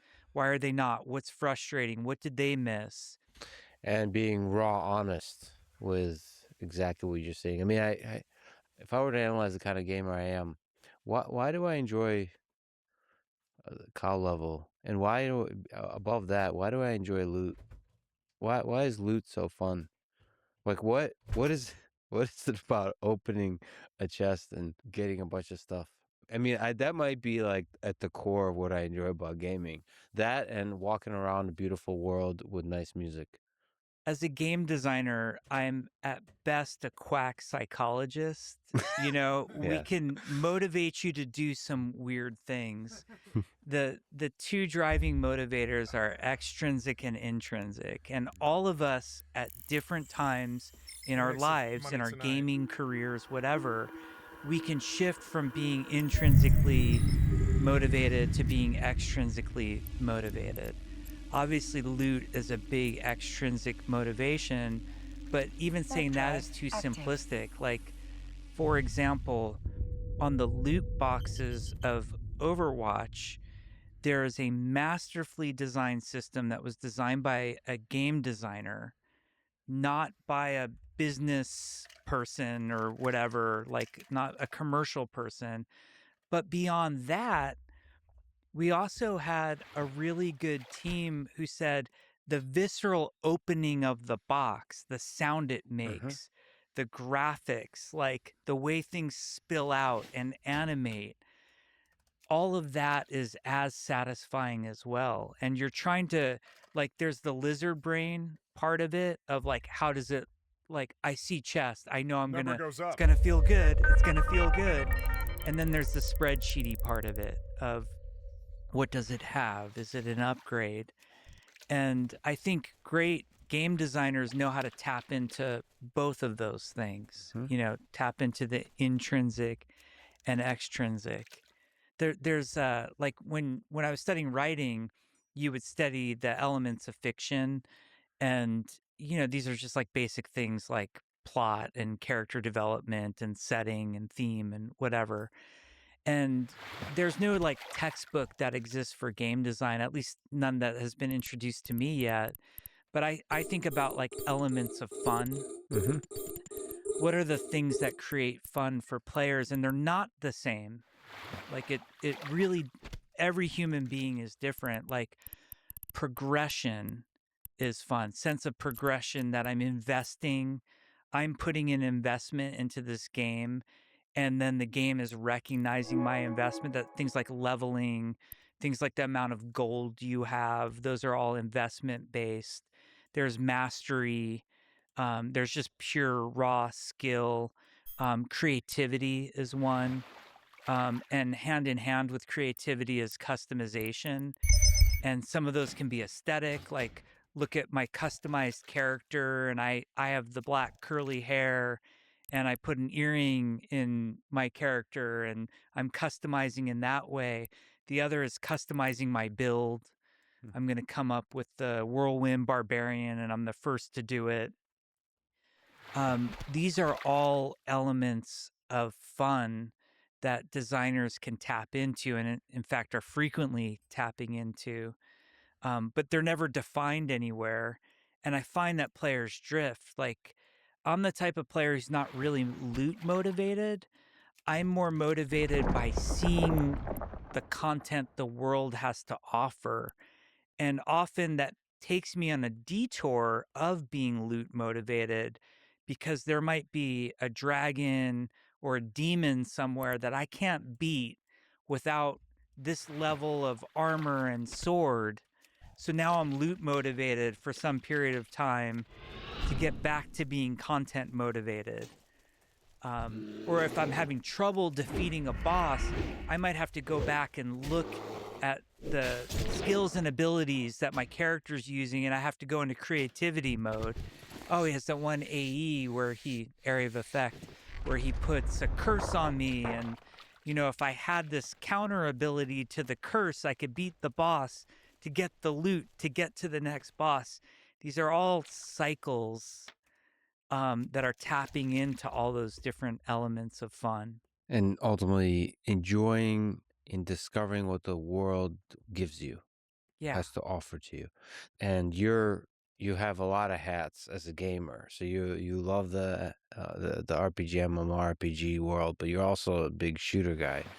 Can you explain to me what fun in a shooter context is? And we'll talk about Overwatch as a specific kind of fun. Maybe you're also a huge fan of the ultra realistic shooters, Call of Duty. What is the definition of fun there? There's a lot of skill and mastery. Off the cuff, flippant comment would be clicking heads. I'm just trying to click heads. Okay. There's an intimacy also to the first person camera. And now, not all shooters are first person. Okay, baby, There's I'm gonna a feed you. I large promise you I wouldn't, trend I will. these days to third person. I really think PUBG and Fortnite sort of opened that third person shooter door. And you're seeing games like Arc Raiders are third person. But to me, nothing is as pure as first person. Like you're literally living in the world as that being. You can look at your hands, and it's that pure, visceral test of skill of can you click on the thing fast enough. And when it's PvP based, that's coming at you. Could you lay out for people who don't necessarily know what PvP and PvE is, and single player, Absolutely. multiplayer, massively online multiplayer? So PvP is player versus player. So that means a combative, if Lex and I are up against each other, we're attacking each other. We call that PvP. You can get killed by another player. Player versus environment is anytime you're shooting computer-controlled opponents. So if it's a game about dragons, the dragon is the environment in PvE. And we should say that PvP and PvE, the P might be multiple players. So it could be 5 versus 5, 6 versus 6 for PvP, and for PvE it could be like raids where it's multiple people, large groups of people going against the AI. Yep. So single player, that's a game that you play totally by yourself. Like you don't play with anybody else. You can't play with anybody else. It's not networked to play with other people. For example, I'm playing a game called Story of Seasons right now on the Switch, which I just play by myself. I have my farm.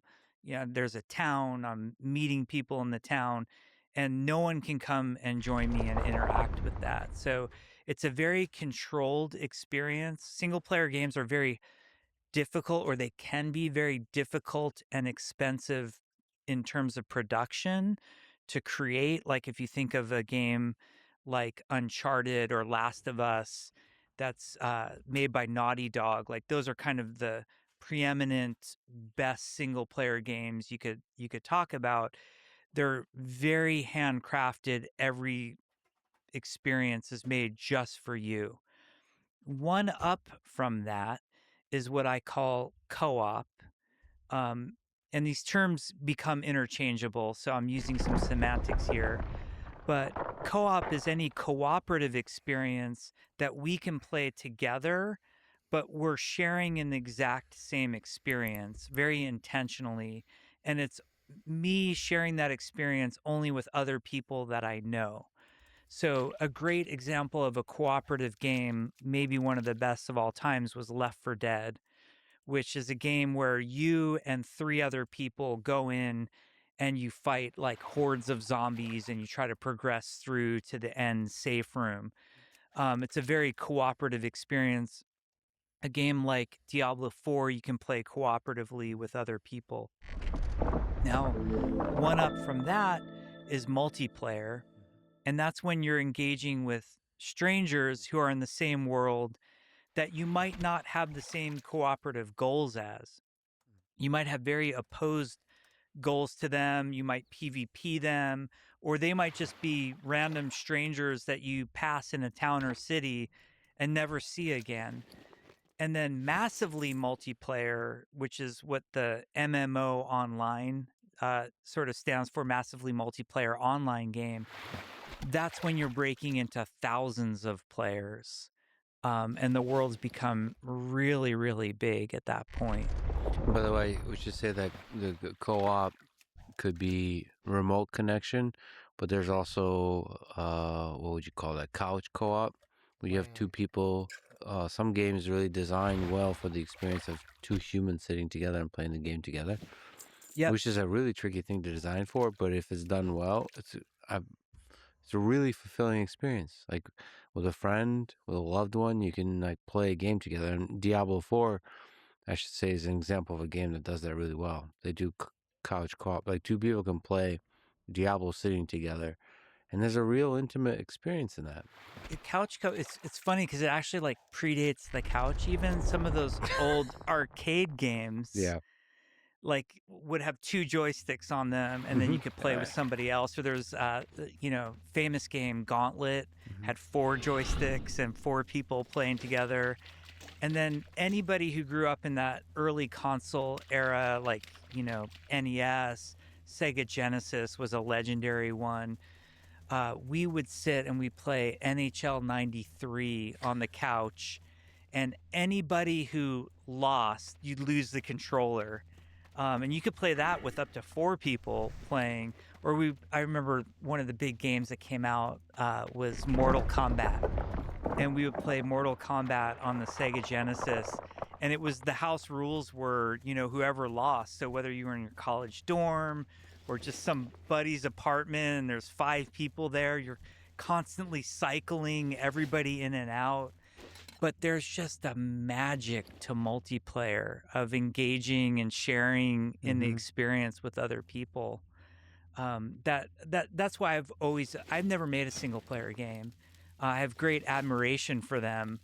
I don't know if I could do it. The challenge, the reason I love multiplayer so much, the way I describe being a game director or game designer on a multiplayer game, it's like, imagine if you were going to be a movie director and you were going to have all these actors and set designers and props and, writers and scripts and all of this stuff. And your goal was to get a certain movie made. But we're going to ask you, the director, you're going to leave the room. You can set it all up ahead of time. And then you're not allowed to be there or talk to anybody involved in it. And now you need the actors to have an experience. And it's just kind of the wildest, funnest experiment. Like, from a designer creator perspective, because you don't know what the players will create. So that's fun to see. You lay out the chessboard, you lay out the world, and then you get to watch what they create together. That's true. I struggle because sometimes people call me the anti-story guy in games, and that really hurts me because, like, I actually love story in games, and I counter that I'm the anti-shitty story guy. And what I mean by that is, like, the most magical stories that I've ever heard come out of video games are player stories about, the time I gave Barfa a potion and then I met him in real life. Like, that's better than any video game writing that I've heard in a long while. The player story is so much more interesting, Lex, why do you like the cow level so much? And tell me about some goofy time, like a loot goblin drew you into the most danger, but there was another player there, and then, like, those are the stories that I think are more interesting from games. There are some exceptional writers in video games and some exceptional games at story. I've mentioned Naughty Dog, like they're kind of on another level, but Valve has amazing writing. The writing behind Half-Life 2, Mark Laidlaw, the writing behind Portal and Portal 2, I think it was Eric Wolpaw, who's hilarious, just amazing, and Rockstar. Red Dead Redemption 2 is one of my favorite games of all time. That's a game where you can see the expertise and mastery of the game design and the narrative design, and the fact that you can have those player stories of just the goofy shit. Like, I remember, because the controls are a little awkward. Yeah, I'll take your milk, yeah. Sure, yes. All right, thank you. I'll be right back.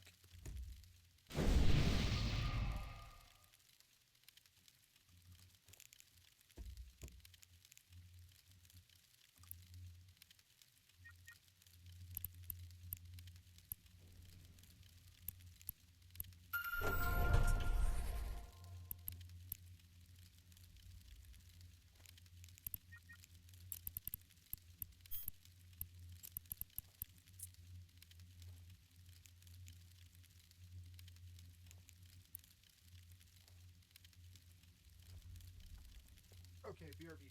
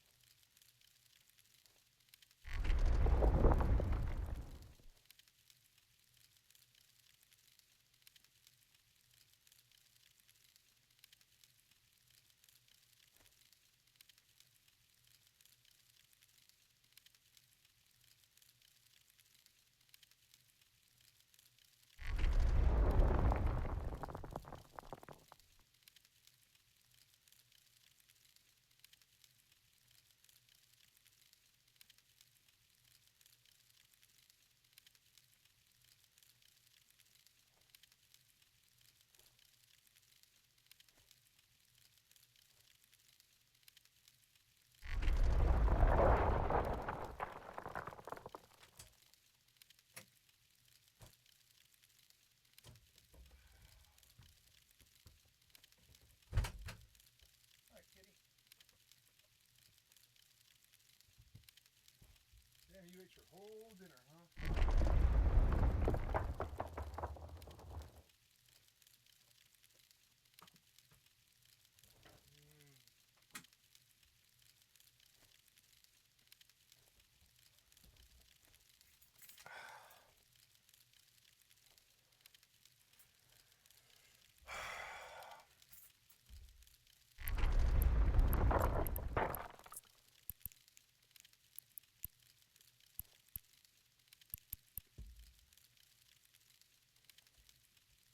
Awkward in red.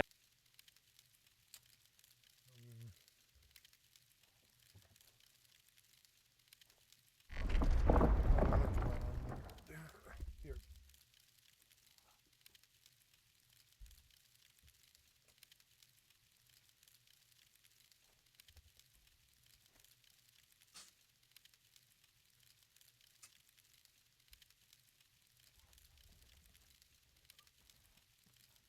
Let it go. I gotta clean my glasses.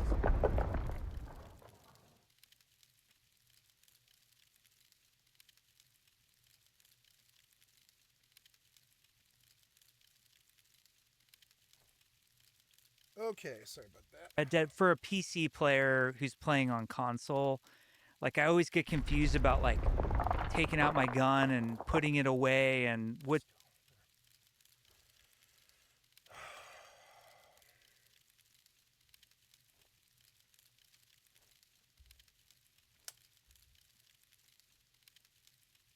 You know, the L1 and L2, like as a PC gamer, I'm just like, let me bind this stuff to where I want it.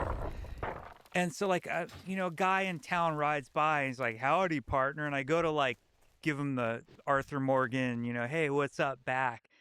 And I just whip out my sawed off shotgun and like blow his fucking head off. And then the whole town is like, suddenly I'm like, I'm wanted and I'm being chased, and then there's a train that like takes out the posse, and it's like those stories. And the fact that Red Dead can have, you know, this like touching, heartbreaking story of Arthur Morgan and his journey, but you can also have, you know, the player story of blowing off the poor guy. Yeah, that's just a trying to, combination. yeah. And then Rockstar does a really good job with, you know, even in Grand Theft Auto with the radio, it could be kind of a side aspect of the game, that great writing there can help create the world Yeah. with humor, with color, with Be depth, quick with about your heartbreak, all business. that kind of stuff. There was a moment in Red Dead where there's the Daniel Lanois song. That's I'm the way it is. listening. I love Daniel Lanois. So Darth the fact Lady, that watch somehow over you. Rockstar landed him and like was able to get that song out of him. And there's this moment where you're like riding back and they start that song, and Yeah. everything up to then had been and gorgeous, like more of a score. There's Woody Jackson, who's like a really amazing game composer. He had done the score for that, and so nothing had been like lyrical LA with Noir, words. Andrew Hale. And then they play the Daniel Lanois song, and there's like the quotes are coming back from like Dutch and Arthur Morgan, and I'm just like, God damn, this is art. You know, this is like, I know it's supposed to be entertainment. I know it's a business, but the top of the pyramid is art. And it just hit me emotionally. Yeah, there's certain games where, I mean, that moment, just imagine the number of people who shed a tear during that moment. Then that's just a reflection of how much you're invested into this world, into these characters. That's a beautiful thing. I have to ask you about this image that you sent me. It's super cool. So yeah, I would love it if we could nerd out about it a little bit. The zone flow for the original World of Warcraft. There's a bunch of zones. It'd be awesome if you kind of talk through how like this world is built. Take me to that time when you're designing this before anyone else got a chance to play it. All WoW stuff, it would start from that inspiration of Chris and the world. And, you know, it's so fun hanging out with Chris because we had whiteboards all over the place. And, you know, hey, Chris, we should make Eastern Kingdoms. What do you think it should be? And he would just tell you the story of each of these as he's just drawing. And Chris is a really talented artist, so the map would be gorgeous. I have lots of like photographs of Chris maps that he would just kind of whiteboard up. He's like, you know, here's the Dwarven lands, there's wetlands with Cosmodon up there, and that's where this, you know, tribe of dwarves were from. And then the, you know, humans are going to be down with Elwyn Forest, and in Westfall there's, you know, this group called the Defias Brotherhood, and they have a place called Dead Mines. So I would talk to Chris because you want to capture the spirit. Like as a game designer, you want to capture the experience that's in people's heads. So like take Burning Steps, for example. It's supposed to be one of the scariest places with lava and dragons and, you know, all this kind of stuff. That doesn't feel like where you want to start. It feels like where you want to end. So you kind of work the world flow in a way that puts that at the end. But there was also kind of some magic to the original starting areas where we gave the dwarves and the humans a free flight path between the dwarf hometown was called Ironforge, the human hometown was called Stormwind, and we allowed you to fly for free. So like these little newbies who were, you know, level 5 or something, if you played a dwarf and I played a human, I'm like, oh, Lex, don't worry, I'll come. You know, I'll come to Ironforge and we'll hook up and I'll just fly out to you, which is the magic of World of Warcraft. You have to fly over Burning Steps and Searing Gorge, and you look down and you're like, holy shit, that looks scary and dangerous. And it plants that seed of things to come. So you've designed some incredible quests. Is there any that stand out that you're proud of, ashamed of? I mean, you are famously have designed the Green Hills of Stranglethorn quest. One of the most infamous quests in the history of WoW, of gaming, where you had to collect a bunch of pages of Green Hills of Stranglethorn. Maybe can you comment on that one, or any quest that you just springs to mind? Green Hills of Stranglethorn holds a lot of emotional value for me because amongst WoW players back in the day, it was unanimously hated as one of the shittiest, most annoying quests. But it holds a really special place in my heart. First of all, it's one of the few times that I just like wrote a short story that's actually in the game. It's me paying homage to Hemingway. And the guy who gives you the quest, his name is Hemet Nessingwary, which is just me rearranging the letters of Hemingway. There's another quest giver there that's Kerouac's name, also mixed up. And then it was the typical hubris of a junior game designer who thinks he's clever but is actually a dipshit. That's the Green Hills of Stranglethorn like summed up. So like I wrote the story over like it was I think winter break, like everybody was gone and I just was so happy to be in the office. You know, I'm at Blizzard by myself writing late at night. And the whole idea, and this is very much what I call ant farm designer, which is bad, which is, you know, you're the game designer who's playing God and players are the ants in your ant farm and you want to see what they're going to do, which is not the correct way to be a good multiplayer designer. But I hadn't learned that yet. And there's a really great famous Sid Meier quote where it says there's 3 types of fun. Fun for the player, fun for the designer, and fun for the computer. And we catch ourselves. We're like, you know, we got to be really careful. It has to be fun for the player, not fun for us. So this Green Hills of Stranglethorn quest was like an ant farm design of, I'm going to write this, honestly, probably pretty shitty story. I haven't read it since 2003, so God only knows if it's any good. But I wrote the story and then I divided it up into all of these different pages. And the quest giver, Hemet Nessingwary, wants you to put together, like the story's like he wrote this book, but then the pages got scattered across Stranglethorn Vale. And when you're doing quest design, you're really thinking about the player flow and you're directing them from quest giver hubs out into these destinations, and you want them to do all the destinations. But sometimes we would do these bridging quests where you could do anything in the zone and it sort of had this overlap. And so the pages of Green Hills of Stranglethorn could be looted off of any creature anywhere in Stranglethorn Vale. And it was kind of like that McDonald's Monopoly game where you have to have all the pieces or else you're not going to win. But where I really went south, I don't think the idea in a vacuum is horrible, but where this really fell apart was the interface of World of Warcraft wasn't set up. Like the pages didn't stack. There wasn't a dedicated container to put all the pages in. So players had very limited bag space. And as they're fighting in Stranglethorn Vale, I'm just shitting up their inventory with all of these pages. And they only needed so many. Like you might get unlucky and you have like 3-page 5s that are just junk in your inventory, and I might have like 8-page 6s. And then everybody, and this was the goal, like the designer trying to puppeteer everybody in Stranglethorn chat is like, hey, I'm looking for a page 6, anyone got a page 3?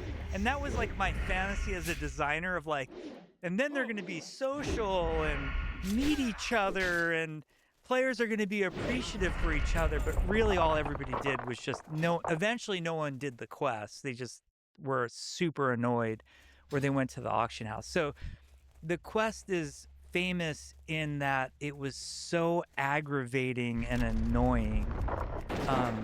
And it just became a way, it not only became a way for me to learn from my mistakes, but because I was very open with the fact that I didn't think it was good and that the quest had failed, it opened the door for us at Blizzard to be critical of our own work.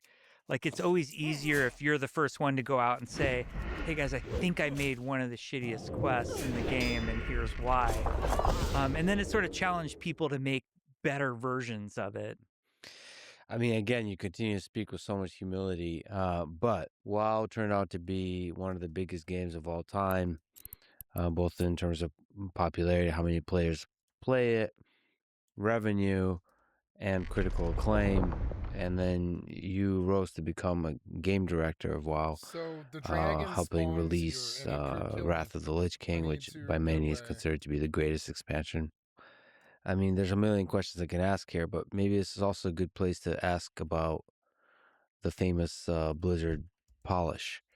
So Blizzard as a company has historically, and you were certainly a big part of that, delivered these games that were just got so many pieces right and well functioning and well coordinated, just feel finished in a way that a lot of other games don't get right. So what does it take to take this gigantic game, this game played by millions of people, loved by millions of people, and deliver it in a way where it's like it all just works? To have a level of polish is like a studio-wide culture that has to be instilled in everybody. Like, no one can be satisfied with a bug. Every game is going to have bugs, and Blizzard games have bugs. It's a question of how quickly do you fix them and with what urgency. And as players ourselves, if we're playing as much as anybody else, we're going to be motivated to fix the bugs. There are some really tactical aspects to it too. The quality assurance department at Blizzard is the best in the industry. Like, the people who come and do QA at Blizzard, they're passionate gamers. Many of them want to be developers themselves, and they're not just doing it for a job. They do it because they fucking love the game. And the relationship we tried to develop between us on the development team and QA was extremely tight. And whenever possible, we also tried to sit as many QA members up with the development team as possible. Depending on the logistics of, in the early days, we didn't always have the space for all of QA to sit with us. We were very fortunate on the Overwatch team to have a large amount of QA sitting with us.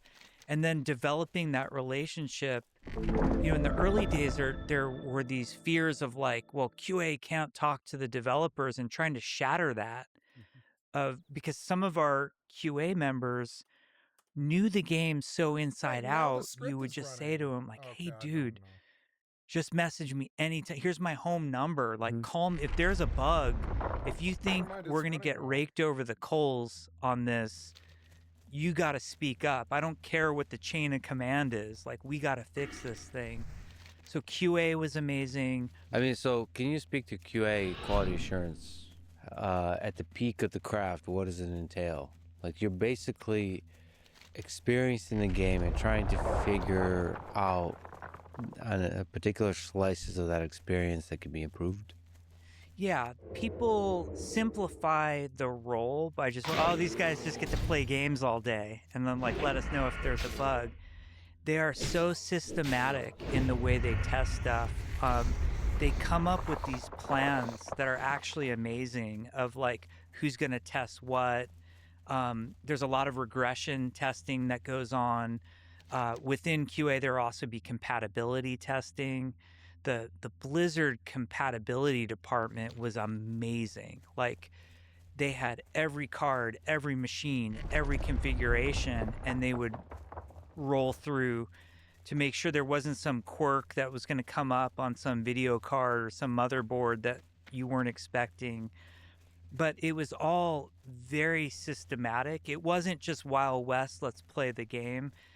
And then as a developer interacting with QA, you would find that there were certain specialists, whether like for example, on Overwatch, there were a couple of players that, like, we all were shooter players when we were making Overwatch, but I'm not like esports level shooter player. I'm like, Gen X or remember Doom, how good I was type of shooter player. But we had, a couple of these QA specialists who like they could just snipe from 100 meters out and hit the shot every time and tell us if there was a frame of input delay, you know, and then you sit that person with an engineer and say, hey, I think there's some input lag here. That's amazing. You've been And examined. sure enough, they'd be right. But you have to have that relationship where the devs trust QA, or just even on like World of Warcraft, they had a great relationship with QA in that they built out a full raid team to do the raids. And then you're not only like looking for bugs, like, hey, the dragon was supposed to fly and instead it just like sunk through the world and the game crashed, which would happen. But like if you really value QA, you're asking them, what do you do? What do you think? You're, you know, like 10 million people are going to see this. Your opinion, multiply it. You know, it matters. What do you think? You know, are you having fun? Oh, yeah, this is cool. This isn't cool. So QA was important. The other thing that was important is the Blizzard engineering, which you have to architect your game to be hot fixable. And what a hot fix is, Incoming games, there's a couple ways to fix them. The way most of us know, because all the software we have gets a patch. You know, you have to update it. You have to download a new version of it. Windows, you know, you get that annoying message like there's a new version of Windows, and it takes, you know, a few minutes and you update it. You know, obviously we patch our games and that's where we fix a lot of bugs. But if you really want to run a game like Overwatch or World of Warcraft successfully, you need master level engineers who have architected the client and server in such a way that you can hot fix the game on a dime. And what a hot fix is a server patch that no one's client has to go down for.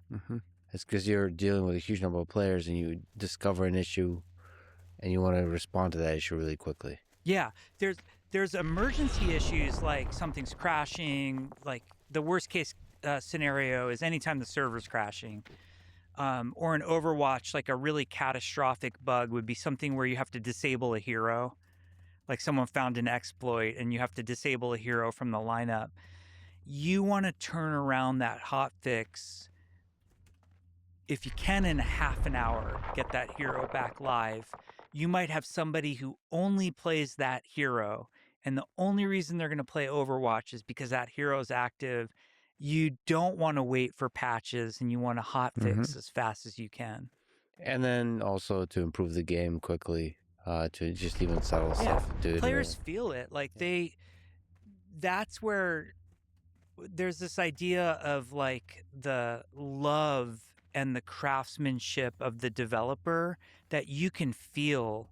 Like any product, you know, your iPhone or Android or like any computer consumer product, you can feel when there are people who loved it behind it and aren't just putting it out on a shelf. And games have that as well, where you can feel the like heart and soul of the developer in the thing. And some of that's like the joy and delight of like that there's a cow level, right? That's, you know, you can feel the humanity of the development team through that. But another part of that is like, do they clean up their fucking yard? You know, does this game work? Is it, and it's not just the bugs and the crashes. It's like when balance gets wacky and stupid and, you know, suddenly everybody's a barbarian and whirlwinding and no one else will play anything else. You're like, we should probably fix that, you know? Ah, those were the days. I sadly was the barbarian whirlwind guy. One-handed. Yeah, it brought so much joy. So a lot of people modern day think of you as Jeff from the Overwatch team. My name is Jeff from the Overwatch team. I'm Jeff from the Overwatch team. I'm Jeff from the Overwatch team. But y'all must have forgot. You were the game director of WoW in an era when WoW was one of the biggest games in the world. Just, you know, looking back, what wisdom can you draw from that time when you got to experience this era of gaming that changed gaming forever? where it's millions of people playing this video game? It was my first game I worked on, and I joined it as this entry-level dude. I still have my offer letter from Blizzard, which was for $35K a year. You know, that's what I was making. And very shortly after WoW shipped, you know, I'm up Alan 20 left his mil. lead before the beta, or like right around the beta. And then Rob took over as the lead designer. And then he left the team very shortly after WoW shipped to go start StarCraft 2. And he put myself and Tom Chilton in charge. Tom is a designer he was a great partner of mine and a great leader. And he actually came from Ultima Online. And so I always looked up to Tom because he had a lot more experience than I did. And this is like early 2005. The world was on fire. The servers were barely running. WoW had taken off like gangbusters. And they basically put me and Tom in charge of WoW. And at the time they promoted me, my title, I didn't even have a lead title. My title was senior game designer. And Tom and I were running the design of WoW at that time. So I thought it was totally normal. And You've been I examined. thought what we were experiencing with WoW was just normal for making a video game because it was the first video game that I had worked on. I thought it was the funnest joyride because we were working on WoW. We were still working insane hours. And then I'd get home, eat dinner, and then me and my wife would log in and play WoW, you know, for 4 hours. And then I'd go in the next day and I'd work. And it was just this, my whole life was World of Warcraft. And I loved it. Like I loved everything from, you know, the creative meetings with Chris Metzen and just what an inspiration and muse he was, down to the simplest, dumbest design stuff that like we as game designers, like you want to talk about why a button is in the lower left versus lower right and what does that mean.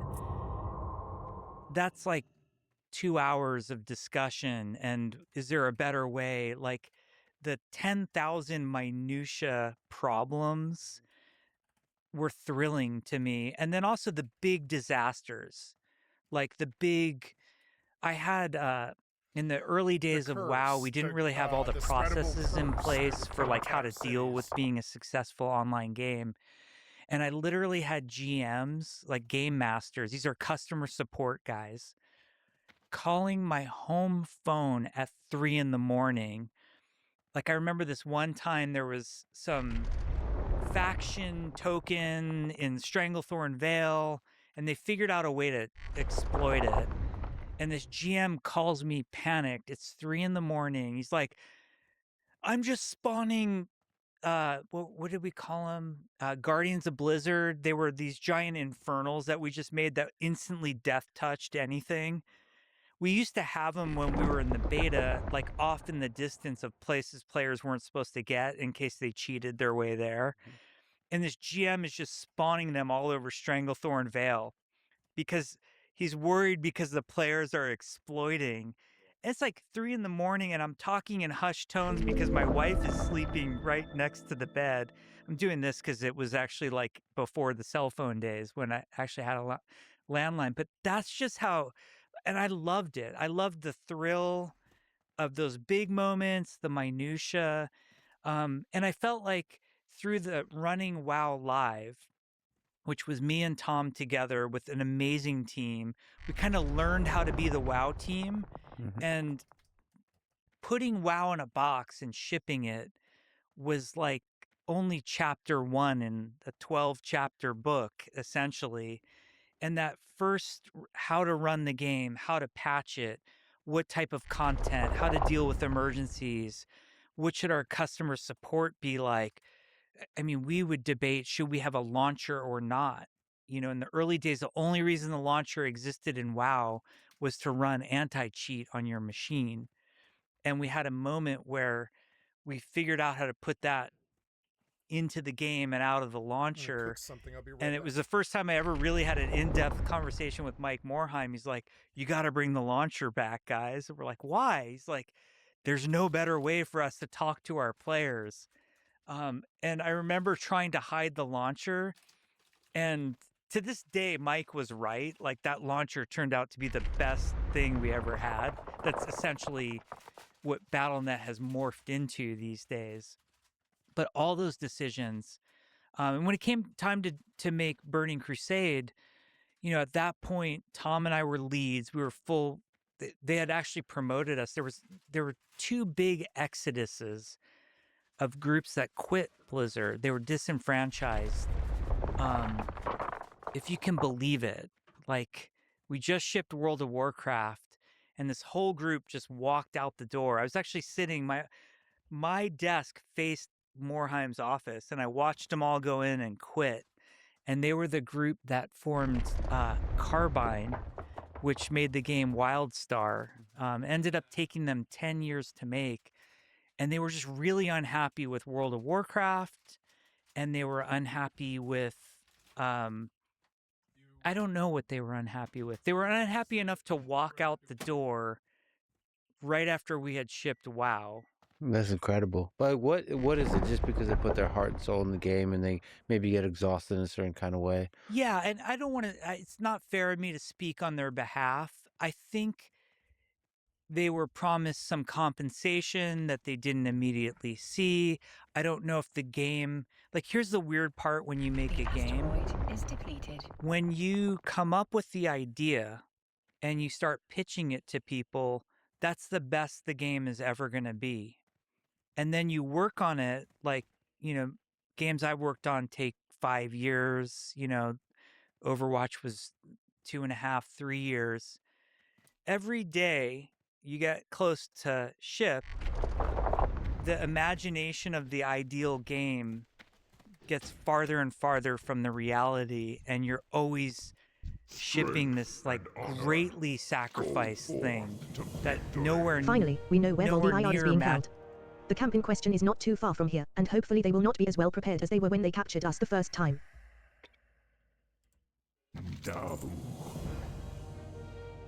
Goldie IR. From what I can tell of the documents you procured, Goldie IR is being held in a large syndicate base to the north, most likely in the Alltrack Mountains. He has been held captive far too long and must be freed. Free Goldie For the Horde.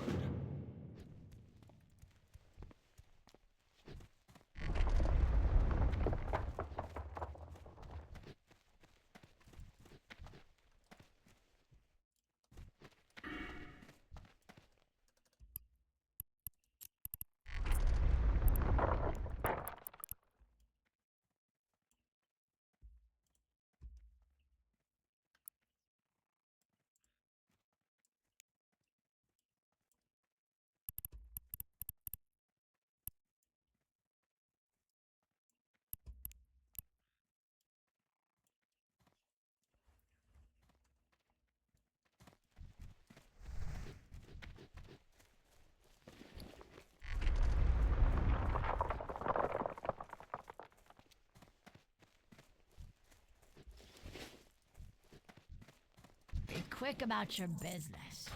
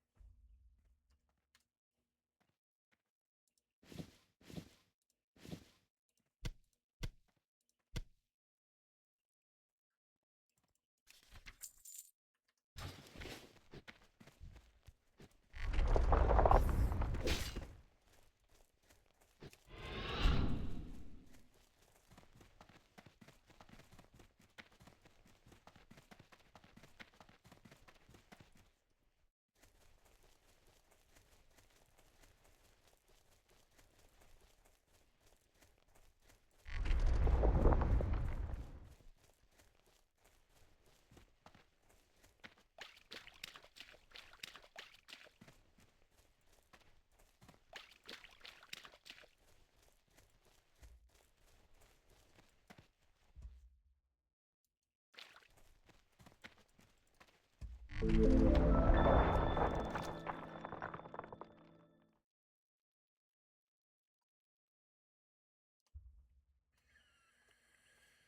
tank in this thing is a Gallahan, and I am an RDM. Looks like we're a higher level, so I'll have refresh and renew. Why couldn't you get that right? God damn it, stupid thing. The Nin was Gallahan. Thief, Monk, Dark, Monk. So the only other mana in the party is Sweeter the Dark and me. So the only refreshes I have to run is me and Sweeter.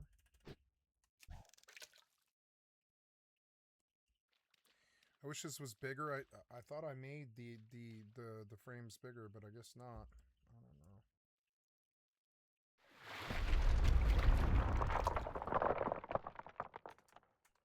Doing so good on all the games. I'm doing so well. I suppose I'm gonna try and eat before this starts.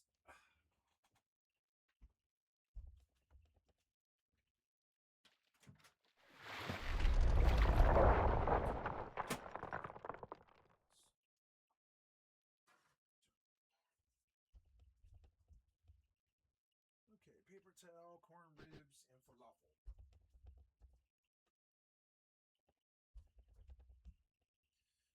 I love me some Trader Joe's corn ribs. So yeah. And the falafel too. They're falafel, even though it's not that good, it's still good.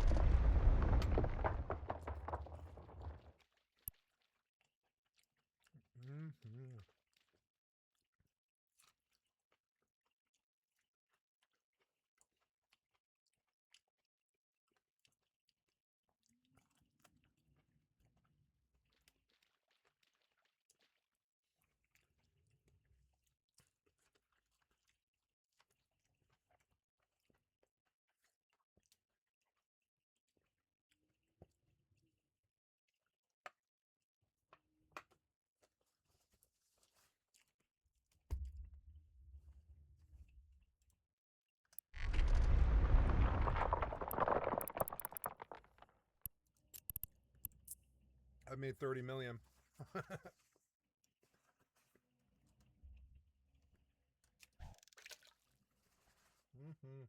Let's try and eat whatever I can before this starts.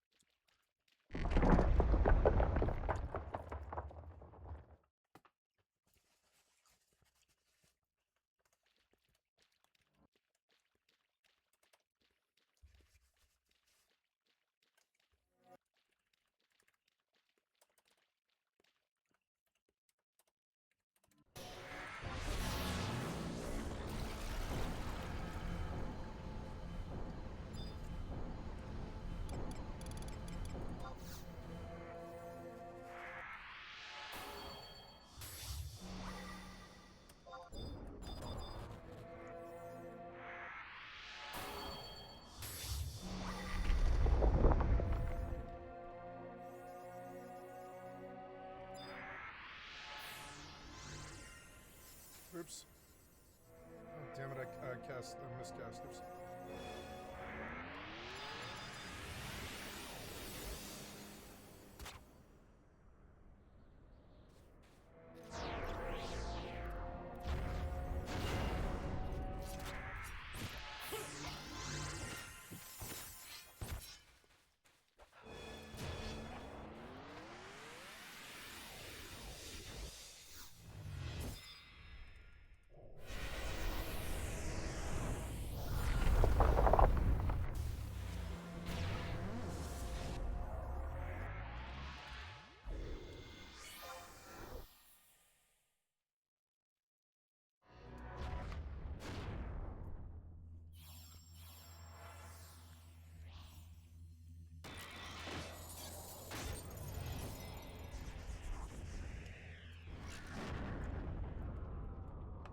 I love healing. I can just sit here, who cares? Eat my dinner. Wait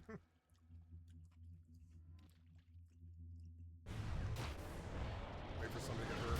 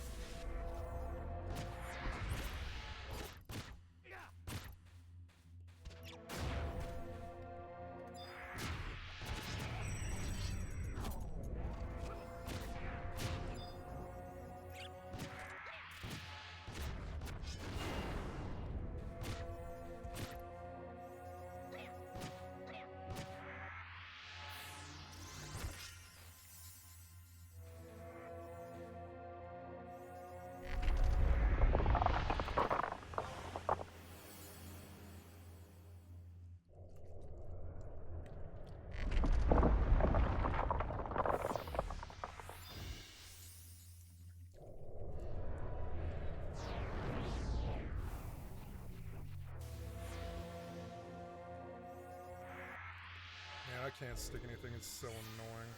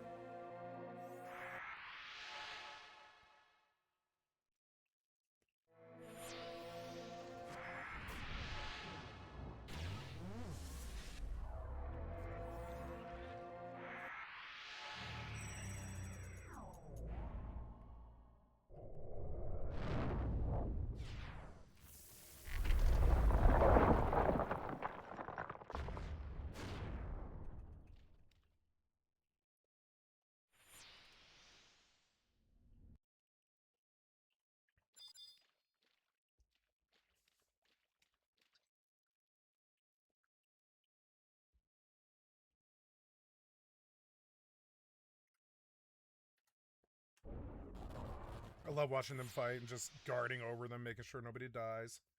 I don't have to do shit if I don't have to do shit.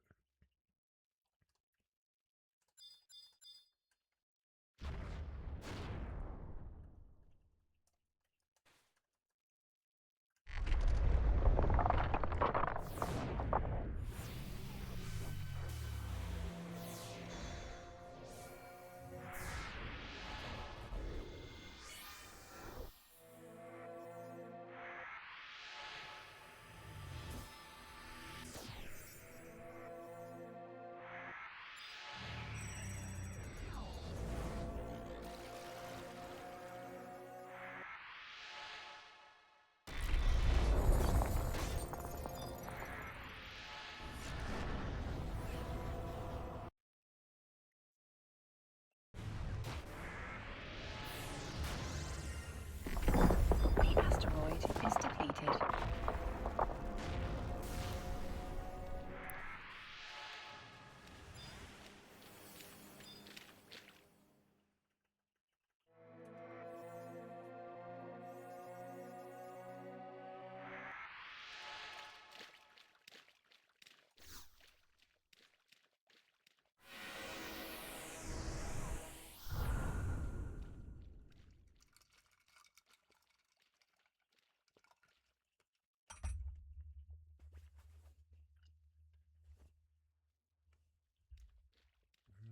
Corn. Okay, did he eat it all?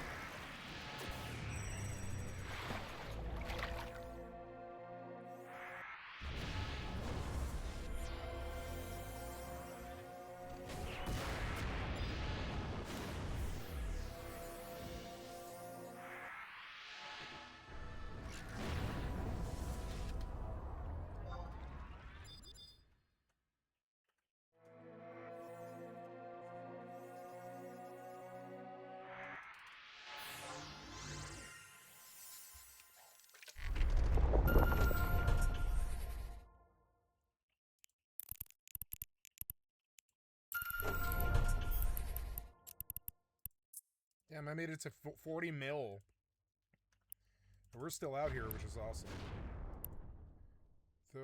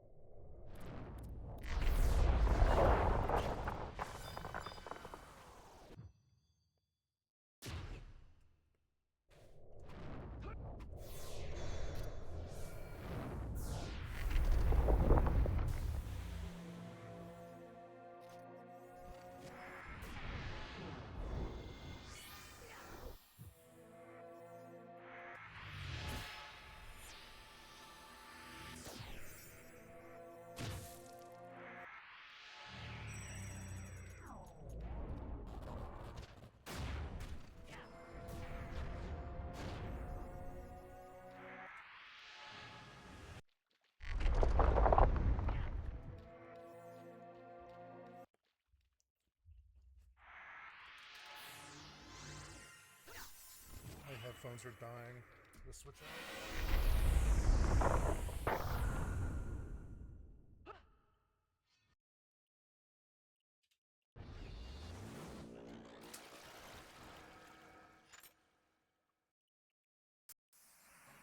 Nice. Fucking sweet, I got level.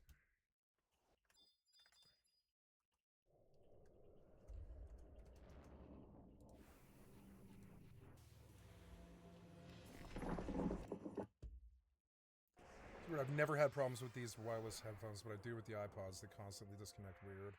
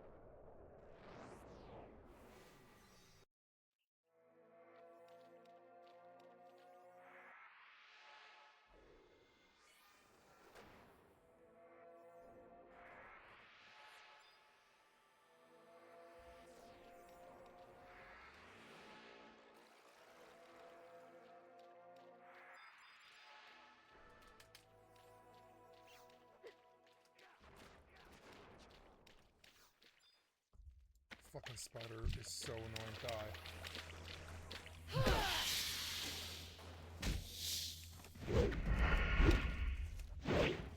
Just the imagination of the inception of the idea. So you become disenfranchised with the concept. So in some sense, you're constantly in a state of disappointment. You're basically shipping a lesser thing that you've been dreaming about. So Yes. You're doing less and less and less, saying no and no and cutting and all that kind of stuff. Yeah, it's difficult, psychologically difficult, but nevertheless, the result when you zoom out is one of the greatest games of all time that millions of people played for thousands of hours. It's just did you ever have an experience, a realization how huge WoW was in terms of not like statistics on the server and so on, but the cultural impact it had? The first time was the first BlizzCon, which was in 2005. So when WoW shipped, and this is so weird to tell people, but on the team, not everyone, but a lot of us were very demoralized after WoW shipped. There were all sorts of issues with the servers because the game did way more successful than we expected it to do. And the server load was just nuts. Like we were doing our best to hire database programmers, because we just didn't know how to deal with this sheer scope of the game. But when you're an individual, and at that time, like I mentioned, there were multiple exoduses of people who quit Blizzard. They went and formed a couple notable studios. One was Carbine, the other was Red 5, and we lost kind of our core people. Like when Red 5 started, that was our team leader. That was Mark Kern, and our art director Bill Petrus. They quit. When Carbine started, it was, I think, all of our animators and some of our best programmers, and it's really demoralizing when you lose team members like that. But then we were also underwater. The servers aren't running. We're not able to keep up with demand. And we had to start putting patches out. And now we're making patches for a while we had one animator who stuck around. And then eventually he left also. But you're doing okay, we got to now do a patch without an animator. A lot of our art team was gone at that point, and you're trying to keep the ship afloat, and the morale was just in the shitter. Everybody felt very down on Team 2. The WoW team is called Team 2, and that we had somehow failed. And during that time, there was this idea to do BlizzCon, and the way that started was EverQuest had done these meetups because they knew it was a big guild social game, and people would get together at some hotel ballroom, and you'd sit with your guild at a banquet room table. And to give credit where credit's due, I remember sitting in the meeting for what was to become BlizzCon. It was Pardo who said, Blizzard's bigger than that. We're not just one game. And I know everybody's focused on World of Warcraft right now. We should do BlizzCon. And at the time, we had a game called StarCraft Ghost was in development, and that was getting ready to show. And there was Frozen Throne, which was the expansion to Warcraft 3. But we knew we were going to make StarCraft 2. And then there was a lot of motion happening with Blizzard North, which is a whole separate story. But there was hey, we could really do a cool show. That's this BlizzCon thing. And at first, we kind of announced it, and it just was crickets. When you're excited about something, you're man, everybody's gonna love, we're doing BlizzCon. Everybody's kind of crickets. What's BlizzCon? Who cares? And we're idiots. We're reading the forums, and the forums are just flaming us all the time. There's lag on this server, and can't log into that server. And that was our perspective of what was happening. And then, like I said, give Mike Morheim credit where credit's due. He kept us committed to that launcher, and they put the BlizzCon tickets on the launcher, which they hadn't done before. It was on the website. And so everybody who logged into World of Warcraft suddenly got this like, hey, we're doing BlizzCon in Anaheim. Do you want to come? Sold out instant. Like instantly sold out. And when I showed up at that show, one of the most emotional things in my life, it was nothing but an outpouring of love. And up until that point, your perception was, because you're just reading online, and it was, the perception is such hatred because people who are passionate online, they express themselves in the harshest ways because it gets attention. That's the lesson I should have learned from my early days.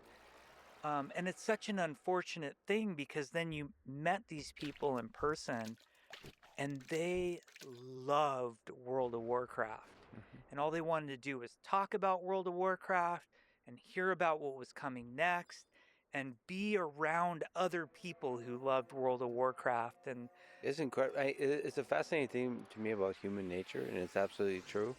And I wish it was a thing that could be solved, but then again, maybe not. Maybe that's just the way it is.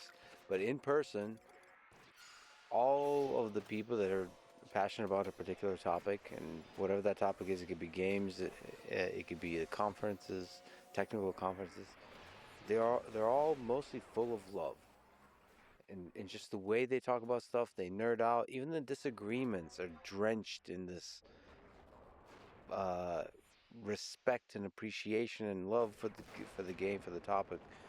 And online, you're right. I don't know if it's because of popularity or clicks or so on, but it's just the way of speaking on the internet is more mockery and cynical.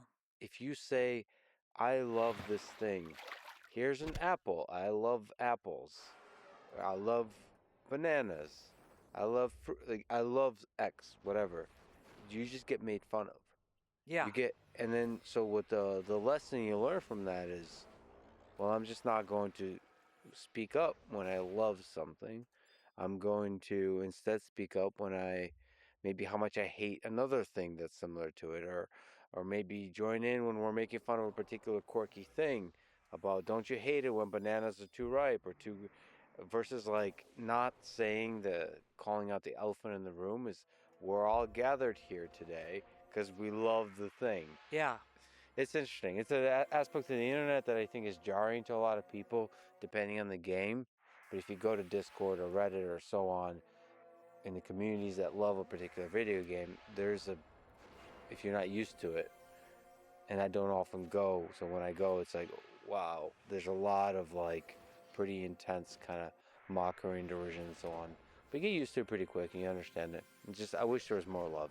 I feel bad because I played a role in the earliest development of some of that online culture. It really was social media before it was called social media. I had this reputation for being edgier than I really was. There were a couple notable posts that survived 30 years that people like to look back on, but they don't look back on the ones where I'm just being chill, and that's unfortunate. I think a lot as a game designer about the design of social media, and unfortunately, social media in general is designed in such a way where the maximum hyperbole works, and that's how you get the most points, is by being max hyperbolic. And usually, unfortunately, it's more in the negative direction than the positive direction. If I say, that's a pretty nice mug, I've seen nicer, but I like this one, no one's interested in that. I have to either love this thing or better, this thing's a crime against humanity in some way. And it's very self-reinforcing, and everybody sort of feeds into it. And especially when you're young. I got to see this kind of interesting thing. So I was at, I spent, as we were talking about here from Pasadena, I've been spending a lot of time in Caltech and working on robots, and we get to see students come in from high school, undergraduates, come in and like a tour, hang out with the robots, in middle school also. And the interesting thing you see, the younger they are, the more prevalent this effect, which is all of them are kind of afraid to show that they think a thing is awesome. They're all, you can just feel they're checking, is it okay? Yeah, is it okay to like it? So I they're hate kind that of about like, them. the default mode is whatever, this, everything's stupid, this is stupid, that, because that's the safe place to be. Yeah, It's a sorry, real Dominic. act of vulnerability. I would say it's an act of courage, especially for a young person, to be like, holy shit, that's awesome. Like, if I think this is awesome, I'm gonna be the nerd. I'm gonna take the risk and be made fun of for saying I love this. In that case, I love this robot. So that's a actual psychological effect that also young people are dealing with in person also. So I just want to say, for young people listening to this, be vulnerable, be courageous, and say you love a thing if you love a thing, and do more of that on the internet. I think people make up the internet. I do it. People I build the love internet, this. I love and young this. people more Even than if it's got anybody else problems. to find I the hate the future of the internet. developers, So but I like the games. put more love out there in the world. If you love a video game, if you love Overwatch, say you love it. I couldn't agree more. As somebody who's taken a lot of heat Overwatch. online, I got like no any problem. game developer, you just get destroyed. Doing what you do, you must get destroyed, and it doesn't matter. You get 100 compliments. It's the one, you're supposed to read it and supposed to be fine with it and have it not affect you. It'll stay with you for years. I have those, and I think of it like the cheesy way I think about it is like, is there some kind of social Darwinism going on? And my big worry is that there are creators, like now being a creator of anything, writer, musician, make online videos, whatever creator means to you, make games. Now part of the skill set is being able to weather like a fire hose of criticism like the world has never seen. And I make up these scenarios in my head of like, would Van Gogh have existed if Reddit and all these things were out there commenting on, like, how many people were able to communicate with Beethoven in his lifetime or in a week? Like, how many influences could comment on his music directly to him versus, like, if I want to insult Brad Pitt right now, I can just go on 10 different devices and do it. And it's like, that level of access is very dangerous. And I worry that there is a whole group of people who's receding from us that will never see the brilliance, and they're being shut out by the negativity. There's a very real example, was Jay Wilson, who I think is one of the great design minds, who was the game director of Diablo 3. And he took so much heat, it just affected him to the point where he essentially retired from making games. When, wrote novels, I was very happy for him because, I'm glad he found his place. And I think he's getting back into making games now. But we essentially, like, think how many people loved Diablo 3 and played the shit out of Diablo 3. Mm-hmm. And we lost you, Jeff Kaplan. Jay is one of the people you have to thank for that. We lost you and Jay. And yet that community basically removed him from making games for like 10, 15 years, and it feels criminal. That's what happened to you. Yeah, absolutely. So this is a call to action again. People out there support. It's got to stop. Especially young creators. Yeah, the negativity's got to stop. They need it. Like you think negativity has no cost, but it does. You're robbing Yeah. the world of some of the great creations, and Mhm. also allow creators to suck and to improve. Yeah, I'm Because getting there. that's what It the took me many process of years. creation is like: is to take risks, Yeah. to and take risks, meaning being vulnerable, being cringe. So doing the thing that like the embarrassing failure where you're standing there on in a silly clown outfit on stage dancing and nobody's laughing, and it's comedians go through this all the time when they talk about this all the time when they bomb, right? The act just doesn't work, and you have to go through that, and you have to support the creators through that journey. In order to have great things, we need to support those folks. So after shipping WoW, Wrath of the Lich King, again, many consider it to be one of the great expansions for WoW, you stepped down as WoW's game director and switched to developing Titan. This epic, uh, huge game that promised to be the sort of the MMO to end all MMOs. I mean, it's kind of a legendary vision for a game, right? It's gigantic, with a lot of, like you said, a brilliant team, a team that's now hardened and knows how to do a great game. But it was canceled after 7 years in development. So tell me, what was the vision of the game and what happened? Sure. So, as we were experiencing success with World of Warcraft, there was this concept in the studio that WoW wasn't going to last forever. WoW would be maybe successful for 5 years and eventually kind of age out. And the studio would be in real trouble if we didn't have another massively multiplayer online game sort of waiting in the wings. So starting around, I want to say 2006, maybe 2005, the talk of starting a team really picked up momentum. And we were working on Burning Crusade. Rob Pardo took the helm to start sort of Titan development. We didn't even really have a team then.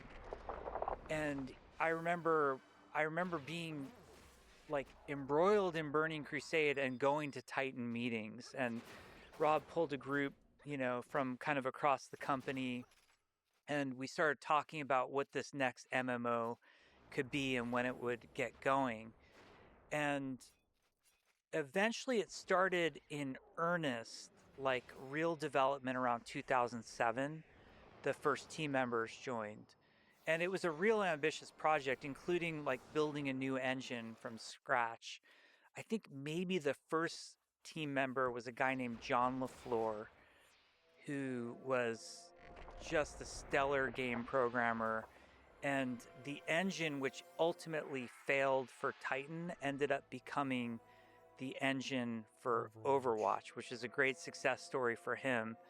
And the idea behind the game, it was going to take place in future Earth, and the players played as secret agents. And by day, they all had day jobs. And by night, they went off and did cool secret agent stuff. And the secret agent stuff was very first-person shooter, but over-the-top abilities, like you would see in Overwatch, because that's where they came from.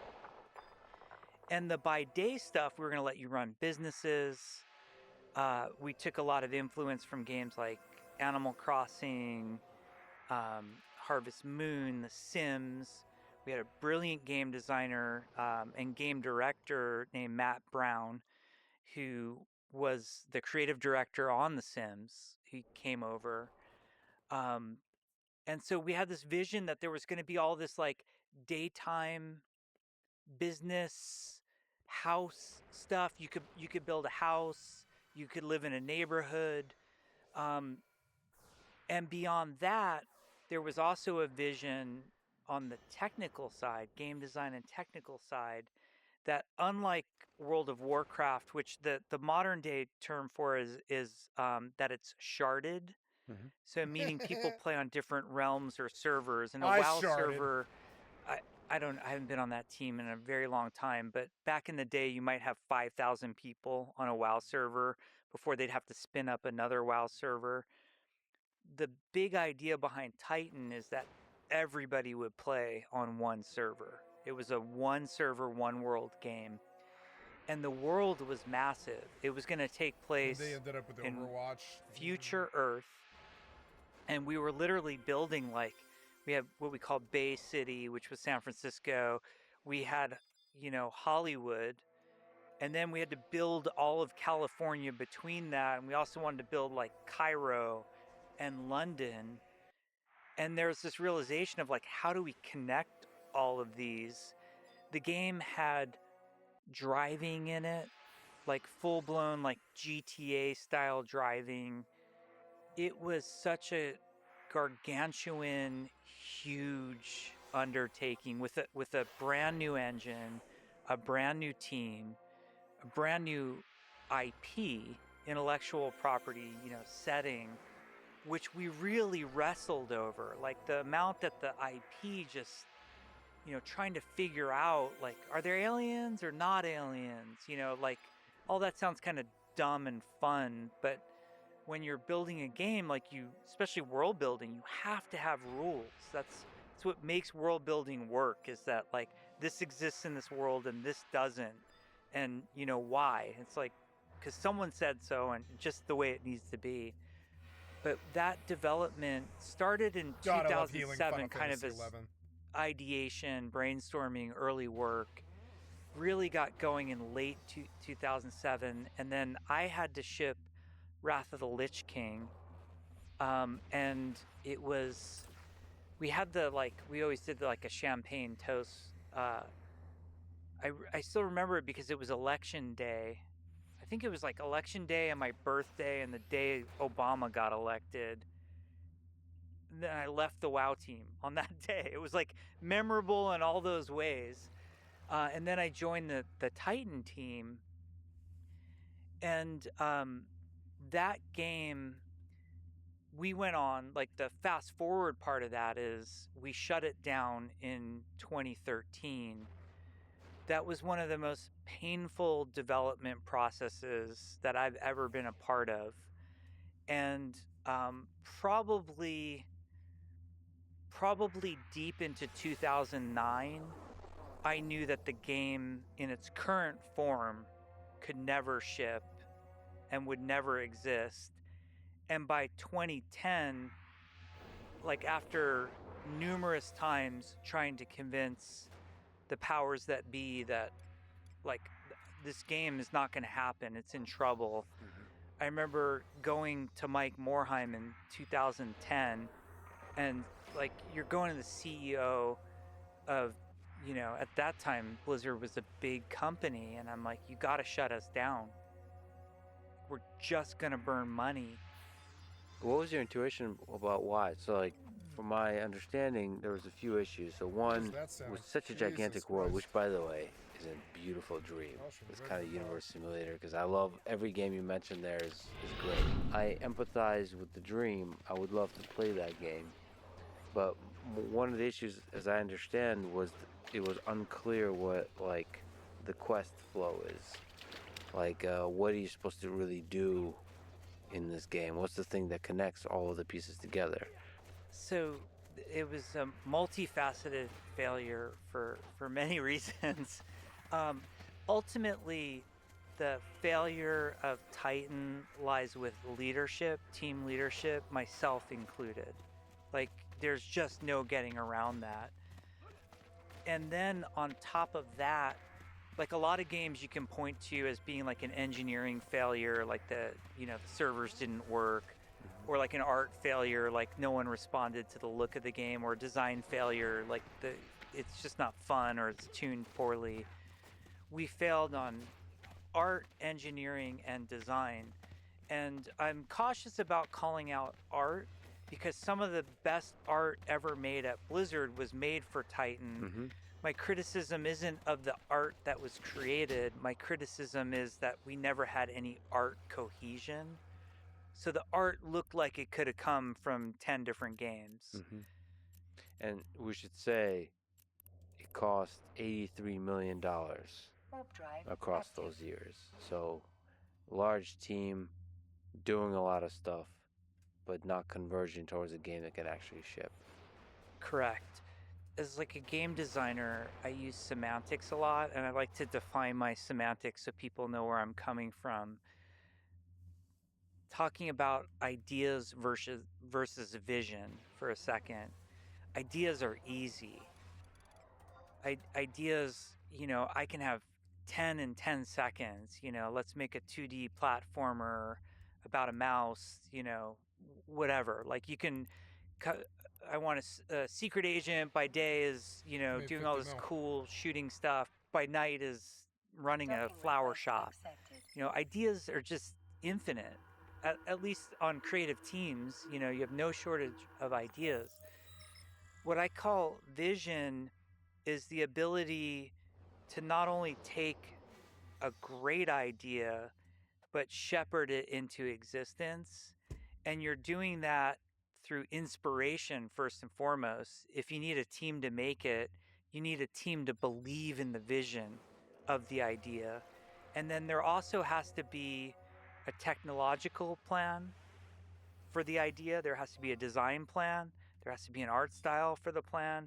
There has to be a pragmatic production reality to the plan. And Titan kind of was like, that was the hubris of Blizzard in that era at its height of, we were over being hurt about, World of Warcraft. I don't know if people are going to like it.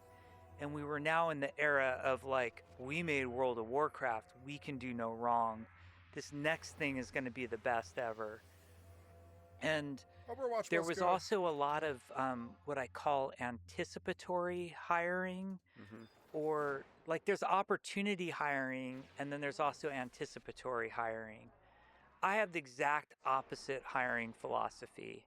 I won't hire anybody on any team until like we're feeling like we got to work overtime, or like we might not ship if we don't get, somebody else in here. And Titan kind of had that hubris of like, well, we're going to build a really big world.